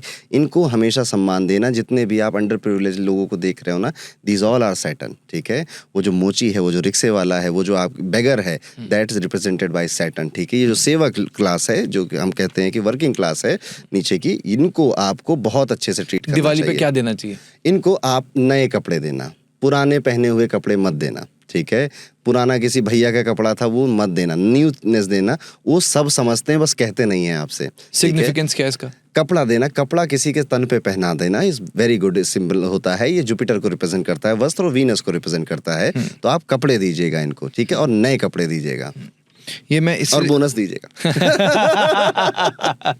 अब मानेंगे अर्जुन जी, मैं आपको अंजू के बारे में बताना। हाँ। मैंने पहले ना, हमने इनिशियली, अब नहीं, पहले हमने जैसे ये रखा कि लोगों के कपड़े यूज हो जाएंगे, बच्चे पहन लेंगे। अब मानेंगे पिछले 2.5-3 साल से मैंने इसको बंद कर दिया। मैंने एनजीओ में जितने कॉल्स आते हैं, मैं कहा उनको सबको मना। क्यों? मैंने देखा अरुण जी, लोग कपड़े ठूसते हैं, फटे कपड़े। अब मेरे को ऐसा लगा इनिशियली, जब मैंने, एक तो क्या करते हैं ना, बैग कोई पैकिंग नहीं, कुछ नहीं, पुराना कपड़ा बिना धोए बोरी में डाल के दे दिया। अच्छा, अब उसके बाद साइज नाप के दो फटे हुए कपड़े जिनमें स्मेल आ रही है, और लोग एक्सपेक्ट करते हैं कि वो कोई दूसरा पहनेगा। उसके बाद से मैंने सोचा कि इससे अच्छा हम बच्चों के लिए खुद बनवा दें, पर इस तरह से ना काम करें, क्योंकि लोग करते हैं। बहुत लोग हैं जो नहीं भी करते। मैंने इसलिए कहा कपड़े देने के बाद मैंने ये लाइन बोली आपसे कि नए कपड़े बहुत जरूरी, वेरी वेरी इंपॉर्टेंट, अमेजिंग। मिठाइयाँ खाते हैं आप? हाँ बिल्कुल खाता हूँ। कौन सी फेवरेट है? मेरी है मिल्क केक। खाया कभी आपने? हाँ, कल ही खाया था। हाँ, तो मिल्क केक मेरी फेवरेट है। एज पर एस्ट्रोलॉजी, अगर इसको मुझसे भी जोड़ सकें, दिवाली वाले दिन घर पर क्या खाना बनना चाहिए? दिवाली वाले दिन घर पे सूरन की सब्जी बननी चाहिए। सूरन बताइए ना क्या है? सूरन की सब्जी, अब ये मैं अपने बैकग्राउंड से बता रहा हूँ, मेरी यूपी के, हाँ ठीक है। तो हमारे यहाँ सूरन एक फल आता है जो कि बिल्कुल टेस्टलेस होता है, ठीक है। बस वो बनाने वाले की कला है कि अगर वो उसको बहुत बेहतर बना ले जाए, ठीक है। सूरन की सब्जी वहाँ पे खाने की हमारे यूपी में एक, मतलब मेरे घर में तो एटलीस्ट है, तो सूरन की सब्जी बननी चाहिए। कुछ मीठा ज़रूर बनना चाहिए, ठीक है, मिठाइयाँ होनी चाहिए। बाकी आपकी पूरी सब्जी जो आप बनाना चाहें वो ज़रूर बनाइएगा। पीतल, क्या पीतल का खरीदना इस दौरान अच्छा माना चाहिए? बहुत सारे मैंने कमेंट्स पढ़े। हर किसी की फाइनेंशियल कंडीशन अलग अलग होती है, ठीक है। कई लोग सोने की अंगूठियां नहीं पहन पाते, वो पीतल की पहनते हैं, ठीक है। तो उसके अनुसार वो कर सकते हैं। ऐसा कुछ खराब नहीं हो जाएगा ना। माता लक्ष्मी आपके पीछे दौड़ेंगी ना शिव जी त्रिशूल लेकर पीछे दौड़ेंगे। तो इन भ्रमों में फंसना बंद करिए, ठीक है। यस, यू कैन बाय, जो भी दिल से खुशी से लेना, किसी के रील या वीडियो देख के प्रेशर में कुछ नहीं लेना है, ठीक है। जस्ट हैप्पीनेस से, ओन हैप्पीनेस से आप ले सकते हैं पीतल। आप पर्सनली लाल किताब की रेमेडीज देते हैं? हाँ बिल्कुल देता हूँ। यू ट्रस्ट लाल किताब? लाल किताब इज वेरी फंटेस्टिक बुक, ठीक है। आपकी फेवरेट रेमेडी कौन सी जो आज तक आपने सबसे पावरफुल रेमेडी दी है? एक रेमेडी होती है मरकुरी 9th हाउस की, ठीक है, और मरकुरी 8th हाउस की थी, क्योंकि मरकुरी जो बुध है ना, वो 8वें और 9वें घर में बड़ा खराब हो जाता है। ऐसे लोगों को प्रॉब्लम ये आती है कि दे आर वेरी टैलेंटेड, बहुत पोटेंशियल है, पर वो मोनेटाइज नहीं कर पा रहे हो, पैसा नहीं कमा पा रहे। ये तो बहुत लोग होंगे, ठीक है। तो मरकुरी 9th हाउस में या 8th हाउस में बैठा है, या 9वीं या 8वीं राशि में बैठा हुआ है, ठीक है। अभी हम समझ जाएंगे। जैसे यहाँ पे आप देखो, मरकुरी इज इन 2, ये 2 में बैठा हुआ है। ये होता है 8वां घर, ये होता है 9वां घर, ठीक है। तो हम जहाँ पे चार्ट लगा देंगे। इनके लिए मैंने जो रेमेडी बताई है ये बहुत लोगों ने करी है। मेरे जो स्टूडेंट्स हैं उनको रिजल्ट भी देखने को मिलता है। क्योंकि यार बहुत बुरा लगता है राघव कि जब आप काबिल हो ना और आपकी काबिलियत ना पहचानी जाए, ठीक है। मुन्ना भैया, ठीक है, वो मिर्ज़ापुर, बहुत बुरा लगता है उस समय। तो इनको क्या करना, लाल किताब की रेमेडी आप मत करिएगा अगर आपके चार्ट में नहीं है। आप एक तांबे का लेते हैं कलश, उसमें हरी मूंग दाल भरते हैं, फिर तांबे के ढक्कन से बंद करते हैं, उसे शोल्डर करके किसी सुनसान जगह पर जब आपको कोई देखे ना, आप गाड़ के चले आते हैं, है ना, टोटका वाला ही, ठीक है। तो ये है बुद्ध की रेमेडी है जो आप कर सकते हैं। बुद्ध की एक और बढ़िया रेमेडी होती है नोज पियर्सिंग कराना, ठीक है। तो बुद्ध नाक में यहाँ पे बीचों बीच चांदी का तार डालना, 100 दिन तक रखना, और 100वें दिन आप उसको हटा दो। ये भी बुद्ध, लड़के नहीं कर पाते, फीमेल्स कर लेती हैं इस रेमेडी को, ठीक है। ये भी बुद्ध की रेमेडी है। इंटरेस्टिंग। उमेश कुमार जी पूछ रहे हैं, कर्जे से बहुत परेशान हूँ और इनकम भी कम है, कैसे खत्म होगा? ओके, सो कर्जा कैसे खत्म होगा? पहला तो एक लॉजिकल आंसर कि ज्यादा कमाने से। अब एस्ट्रोलॉजिकल आंसर, कर्जे का घर कौन सा है? छठा घर, ठीक है। 6th हाउस से हमें बीमारियां मिलती हैं, 6th हाउस से हमें कर्जा मिलता है, 6th हाउस से ही हमको हमारे शत्रु मिलते हैं। ये घर ही थोड़ा सा परेशानियों से भरा हुआ है, पर 6th हाउस में ही सेवा भी है। हर वो व्यक्ति जो किसी रिलीजियस प्लेस पर जाकर सेवा देता है, जैसे आप सुनोगे ना कि वो आश्रम है पंडित जी का, गुरु जी का, वहाँ जाके मैं सेवा दे रहा हूँ। गुरुद्वारे में आप कई लोगों को देखोगे वो जूते साफ कर रहे हैं, एक से एक अमीर लोग जूते साफ कर रहे हैं, वो सेवा दे रहे हैं, ठीक है। कोई खाना बांट रहा है, कोई दरी बिछा रहा है, ये सेवा के काम है। जब आप सेवा करने लग जाते हो तो ये सारी चीज़ों से दूर हो जाते हो। ये उसी हाउस के 2 अलग अलग पहलू हैं, ठीक है। सेवा भी, रोग रिपु ऋण भी, ठीक है। तो सेवा करनी चाहिए, आपकी डेट, आपका कर्जा कम होता है, खत्म होता है। प्लस छठे घर में सबसे वंडरफुली परफॉर्म कौन करता है? छठे घर में कौन सा प्लेनेट है जो हीरो है? तो छठे घर में राहु बहुत वंडरफुली परफॉर्म करता है, ठीक है। तो यहाँ पर कई बार राहु के उपाय, आप राहु को लेकर आया जाएगा। राहु को लेकर आने का क्या मतलब है? 6th house is your north direction, Rahu is माता दुर्गा, ठीक है। तो यहाँ पे अब इसको जोड़कर बनाया जाएगा कि प्लेस माता Durga in the direction of north and worship हर, ठीक है। ये भी आपके वो डेट को खत्म करता है। और फिर एक गणेश ऋण मुक्ति स्त्रोतम होता है, ठीक है। उसका नाम ही है गणेश ऋण मुक्ति स्त्रोतम। आप इसे वेडनेसडे को पढ़ना शुरू कर दीजिए, इससे भी आपका कर्जा खत्म होता है। बट याद रखना, मेहनत करोगे, जब ज़्यादा पैसा आएगा तभी कर्जा खत्म होगा, ठीक है। वो चीज़ें तो साइड बाई आप करते रहना, ये आपको बस आपका लक इंक्रीज कर देंगे, आपका लक एनहेंस कर देंगे। ब्यूटीफुल। इसमें एक पर्सनल सवाल पूछ लो। जैसे महाराज जी, प्रेमानंद महाराज जी कहते हैं कई बार कि जो प्रारब्ध है वो तो भोगना ही पड़ेगा। जैसे उन्होंने भी बोला, आपको पता ही है किडनी का एवरीथिंग। अब महाराज जी बोलते हैं कि जैसे वो किडनी है, लोग देना भी चाहते हैं, वो नहीं लेते। वो कहते हैं मेरा ये प्रारब्ध है और मुझे ये सहना ही पड़ेगा। अब आपने बताया कि इनको सेवा करनी चाहिए, कर्ज कम होगा, एंड ऑब्वियसली कोई मेहनत करेगा, कुछ रिजल्ट जरूर मिलेगा। पर अगर कोई मानिए अपने पूर्व जन्म से कोई प्रारब्ध लेकर आ रहा है, तो वो कोई भी एस्ट्रोलॉजी की रेमेडी कर ले, कैसे वो खत्म होगा? नहीं होगा। जो इवेंट्स लिखे हुए हैं वो सारे के सारे भोगोगे इसी लाइफ में। फिर एस्ट्रोलॉजी का फायदा क्या? बस उसकी इंटेंसिटी ऊपर नीचे होगी। कितना %? जैसे कि अगर मान लीजिए कोई एक इवेंट लिखा है कि हड्डी टूटनी है, ठीक है। तो हड्डी बस पैर की ना टूट के उंगली की टूटेगी, बट टूटेगी ज़रूर, ठीक है। अगर इंसिडेंट लिखा है कि एक्सीडेंट होगा तो शायद बहुत भयंकर एक्सीडेंट ना होकर साइकिल से गिर जाओगे आप, इवेंट होगा, इवेंट कोई नहीं बदल सकता, वो इवेंट प्रॉमिस है आपको। प्लस दूसरी चीज़ जो आपने बोली ना, अपने प्रारब्ध को तो हमें भोगना ही पड़ता है, बिल्कुल भोगना पड़ता है, ठीक है। मैंने कितनों को बातें करी, कितनों को रेमेडी बताई, कितनों को उपाय, आपको लगता है सब कर लेते हैं? आपको लगता है इसमें से जितने सुन रहे हैं इसका सब करेंगे जाकर? नहीं करेंगे, ठीक है। जब तक आपका प्रारब्ध ही आपको नहीं बदलना चाहता, आप उपाय भी नहीं कर पाते। देख लीजिए कब से एस्ट्रोलॉजी के वीडियो सुन रहे हैं, कितने उपाय किए इन लोगों ने, कितने मेरे खुद के कंसल्टेंट हैं। 1 साल बाद मैं उनसे पूछूंगा, मैंने 1 साल पहले उपाय बताए थे, नहीं कर पाए। रेमेडी वो जो कभी ना हो, ठीक है। उपाय होते ही नहीं लोगों से जब तक उनका समय नहीं बदलना है। एस्ट्रोलॉजर के पास आ जाएंगे, अच्छा ज्ञान ले लेंगे, सब कुछ हो जाएगा, करेंगे कुछ नहीं। क्योंकि पता, जब मैं इसकी रिसर्च कर रहा था मेरे मन में ये सवाल आ रहा था 2024 में, 2023 में, अब आपके घर में माँ लक्ष्मी आने वाली हैं, अब ये हो जाएगा, वो हो जाएगा। मैं भी ये सोचूं, हर साल हर कोई रेमेडीज तो बता रहा है। हाँ, बिल्कुल ठीक है, बिल्कुल बता रहा है, ठीक है। हर साल घरों में लक्ष्मी पूजा भी हो रही है, ठीक है। पर कुछ घरों की तरक्की हो रही है, जैसे मैं अपने आप को मानूंगा, आप अपने आप को मानोगे कि शायद हमें अब 4-5 लोग नए लोग जानने लग गए हैं, ठीक है। पर शायद अभी कोई ऐसा भी होगा जो परेशान भी चल रहा होगा इन सब पूजाओं के बाद भी। कर्म आपको करना है अपना, ठीक है। कर्म भी तब कर पाओगे जब कुंडली अलाउ करेगी। दिमाग, आपका दिमाग कुछ भी जा सकता था राघव, कि मैं लंदन में रह के कुछ और कर लेता हूँ। आपके दिमाग में कैसे आया कि मैं इंडिया चलता हूँ, पॉडकास्ट शुरू करता हूँ? और आप देखो फास्टेस्ट ग्रोइंग पॉडकास्ट चैनल बन चुके हो इंडिया के, ठीक है। ये जो बुद्धि आपको आई ना, ये ऐसे नहीं आई।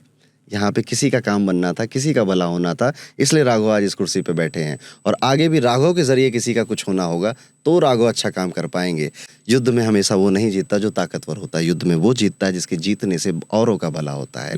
राम और रावण के युद्ध में रावण ज़्यादा ताकतवर था। राम जी के पास तो बंदर थे, भालू थे, पर युद्ध राम जी जीते क्योंकि उनके जीतने से सबका फायदा होने वाला था। तो जो इस इंटेंशन के साथ चलता है, राम जी की इंटेंशन के साथ, वो युद्ध जीतता है, लड़ाइयाँ जीतता है। ज्योतिष के उपाय करो ना करो कुछ फर्क नहीं पड़ता, आप बस अच्छे कर्म करने लग जाओ, उससे फ़र्क पड़ने लग जाता है।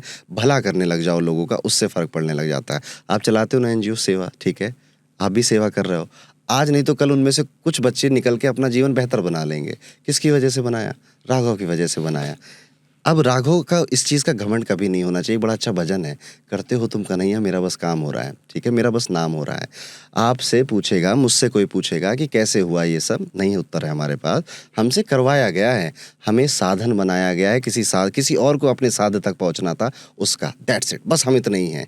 हम अपने प्रारब्ध को नहीं बदल सकते, उन्हें भोग करी जाना है। हम अपने इवेंट्स को नहीं बदल सकते, हमें भोग करी जाना है। हम उसको समझ सकते हैं। जैसे कि एक एग्जांपल देता हूँ, एक व्यक्ति को ये पता चल जाए कि अगले साल उसकी हड्डी टूटने वाली है या फिर वो हॉस्पिटलाइज होने वाला है, इस साल वो मेडिकल इंश्योरेंस ले सकता है, क्योंकि तब वो होगा, इवेंट तो होगा, but now he is really prepared for it. अब उसकी जेब से पैसा नहीं जाएगा, इंश्योरेंस कंपनी उसको पैसा देगी। एक ही मेडिकल बिल तो दूर हो आप गरीबी से, ठीक है, बच जाओगे। ये है ज्योतिष, डायरेक्शन, गाइडेंस, जीपीएस मैप। जादू नहीं है, बदल नहीं देगा कि ऐसा कुछ उपाय बता दो पंडित जी कि अंबानी गोद ले ले मुझे, ठीक है, चौथी संतान मुझे बना ले, नहीं होता दोस्त, ठीक है। और ज्योतिष को ऐसे ही लेना है आपको, just a guiding tool. Beautiful, बहुत वेरी वेरी वेल आंसर्ड। अब मेरे कुछ दोस्त हैं, वो दीक्षित है महाराज जी से, हरिवंशी हैं। तो हमारे में, जब हम पहले की बात बता रहा हूँ, तो जब हम पहले जाते थे तो हम एक लाइन आपस में बोलते थे, हमारी माई श्यामा जुकोराज, आपने सुना होगा। तो उस लाइन का अर्थ ही यही है। तो ये शुरू से ही माइंड ऐसा फीडेड था कि जो भी हो, जैसा भी हो, हमारी माई श्यामा जुकोराज। तो इससे ये मेरा, अगर मेरे से कोई पूछे मेरा मंत्र क्या, मेरा तो यही मंत्र है, जैसे आपने बताया, ही इज़ द डूअर। अभी मैं सुबह ही कुछ महर्षि रमना का एक आर्टिकल पढ़ रहा था, उसमें उन्होंने यही लिखा कि इंसान का ईगो तब बढ़ता है, ईगो तब आता है जब उसको लगता है आई एम द डूअर।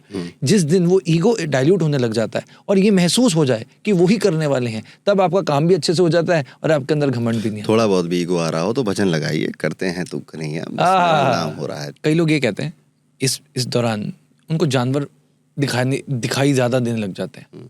बिल्ली दिख रही है, ओल दिख रहा है, उल्लू दिख रहा है, या छिपकलियाँ बहुत ज़्यादा दिख रही हैं। क्या इसका कहीं कोई सिग्निफिकेंस है?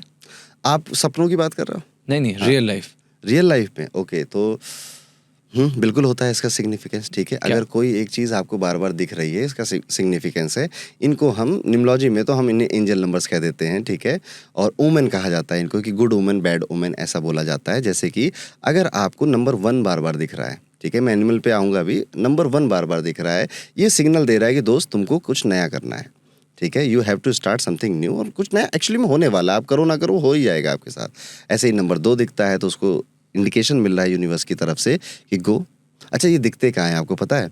जैसे कि इन लोगों ने मोबाइल उठाया तो एक एक एक आ रहा है, मोबाइल उठाया तो दो दो दो आ रहा है। इस तरह से नंबर आपको कहीं पे किसी के व्हीकल में दिख सकते हैं, कहीं पर आपको किसी यूट्यूब वीडियो में दिख सकते हैं, एनीवेयर आपको दिख सकते हैं। इन नंबर्स के मतलब होते हैं।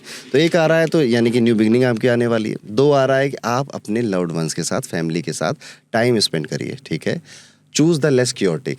तो अगर नेहा और पिंकी दोनों से शादी करने का मन चल रहा है, पर पिंकी अपने घर की है, सरकारी नौकरी भी है, घर वाले जल्दी मान जाएंगे, चूज़ द लेस क्योटिक, ये नंबर 2 की मीनिंग होती है। वहीं पे नंबर 3 जो है, ये आपको कह रहा है कि your knowledge is not enough, you need to learn something new. Plus आपको गेट टुगेदरिंग में, पार्टी में या फिर दोस्तों से मिलना अब शुरू कर देना चाहिए। आपकी जो अगला स्टेप है वो किसी से बात करने से, किसी पुराने इंसान से बात करने के बाद आपका अगला स्टेप आप डिकोड कर पाओगे। वहीं पर अगर नंबर 4 दिख रहा है, it is time to maintain, balance करो आप अपने आप को। कुछ एक ऐसी चीज़ है जो आप मैनेज नहीं कर रहे हो, जो आपसे जा सकती हो, हेल्थ भी हो सकती है, रिलेशनशिप भी हो सकती है, जॉब भी हो सकती है आपकी। तो जब नंबर 4 आपको बार बार दिखने लग जाए तो आप बैलेंस हो जाइएगा। नंबर 5 दिख रहा है आपको तो ये एक्सपेक्ट द अनएक्सपेक्टेड है, कुछ भी अच्छा बुरा बड़ा आपके साथ होने वाला है। नंबर 6 में आपका खर्चा होने वाला है, ठीक है। You are going to spend so much money, ठीक है। और प्लस आपके पास पैसा आने वाला भी है, ट्रैवल भी होगा, वेकेशन पे भी जाओगे। और ये जैसे अगर कोई मैरिड की एज हो गई है तो शादी के रिश्ते भी आएंगे। अगर 6 बार बार दिख रहा है, बेबी होने का भी ये सिंबल होता है। अगर आपको नंबर 7 बार बार दिख रहा है कहीं पर, ठीक है, घड़ी में, व्हीकल में, अलग अलग, इसका मतलब है कि आपको कुछ छोड़ना पड़ेगा, डिटैच होना पड़ेगा कुछ चीज़ों से। आप जब सोचोगे तो आपको पता चल जाएगा ये किसी कुछ दोस्तियों से, कुछ लोगों से, कुछ हैबिट से डिटैच होना पड़ेगा। Plus go and follow the path of spirituality. Number 8 अगर आपको बार बार दिख रहा है, ये वेल्थ का नंबर होता है। ये अब आपको धन मिलने वाला है, पैसा मिलने वाला है और काम बहुत आने वाला है। नंबर 9 आपको बार बार दिख रहा है, ये फिटनेस का नंबर है। आपको अपनी फिटनेस पे ध्यान देना चाहिए। ये हो गई नंबरों की बातें। आपको अलग अलग तरीक़ों से दिख सकते हैं ये नंबर अपनी अपनी जगह। अब आपने जो बातें कही कि किसी को पक्षी दिखते हैं, किसी को किंगफिशर बर्ड बार बार दिखती है, ठीक है, ये एक अच्छा सिंबल होता है, ठीक है। किसी को आपने जैसे कहा बिल्ली बार बार दिख रही है, ठीक है, कोई वहम की बात नहीं है, ठीक है, बिल्ली बड़ी अच्छी है, ठीक है, ऐसा मान के चलिएगा। ये एक ऐसे सिंबल होते हैं, ऐसे ओमन होते हैं जो कि आपको बता रहे होते हैं कि क्या इंडिकेशन आने वाला है आगे। तो बिल्ली बता रही है कि just be aware while driving, ठीक है, गाड़ी चलाते हुए या गाड़ी में चलते हुए, बैठते हुए थोड़ा सा अवेयर रह जाइए, ठीक है। उल्लू उल्लू ये दिवाली में अगर उल्लू आपको दिखता है ना, तो ऐसा माना जाता है कि आपके पास बहुत वेल्थ आने वाली है, बहुत पैसा आने वाला है। और मुझे एक बार दिखा था उल्लू, ठीक है, अपने फिर क्या आगे यस, क्या हुआ फिर ठीक ये है। बताओ। आगे अच्छा हुआ बुरा तो नहीं हुआ, काफ़ी अच्छा हुआ। तो उल्लू को माता लक्ष्मी का वाहन भी बोलते हैं, ठीक है। सो उल्लू अगर दिखता है तो दिवाली में खास तौर पे आपको धनतेरस दिवाली में दिख रहा है, Beautiful. You are very lucky, very lucky. जाते जाते I want you to, because आपने बहुत सारी खूबसूरत कहानियां बताई हैं और आज का जो हम इस खूबसूरत एपिसोड को अगर हम आज के लिए विराम देंगे तो मैं चाहता हूँ कि हम रावण की बात कर लें, क्योंकि रावण एक ऐसा पात्र है जिनको, जैसे मैं आशुतोष राणा जी का एक, आपने उनका देखा लाइव जो एक शो वो कर रहे हैं, मैंने उसके कुछ ग्लिम्स देखे हैं, beautiful, you must watch it. तो मैंने वो लाइव भी देखा और उसके बाद मैं उनकी वीडियोस भी देख रहा हूँ। It's one of the best. तो उसमें उन्होंने जिस तरह से उसको प्रेजेंट किया कि रावण को मुक्ति मिलनी थी, इसलिए ये सब हुआ कि भगवान के हाथों ही वो हुआ। तो अब जिस तरह से रावण को देखा जाता है कि एक नेगेटिव कैरेक्टर है और सब कुछ है, I want you to talk about Ravan.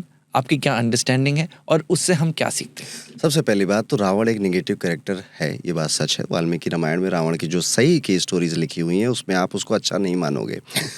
ये हमारा सोशल मीडिया है जो रावण को अच्छा मानना चाहता है, उसकी कुछ वजहें हैं। ज्ञानी था, पंडित था, ठीक है, स्मार्ट था।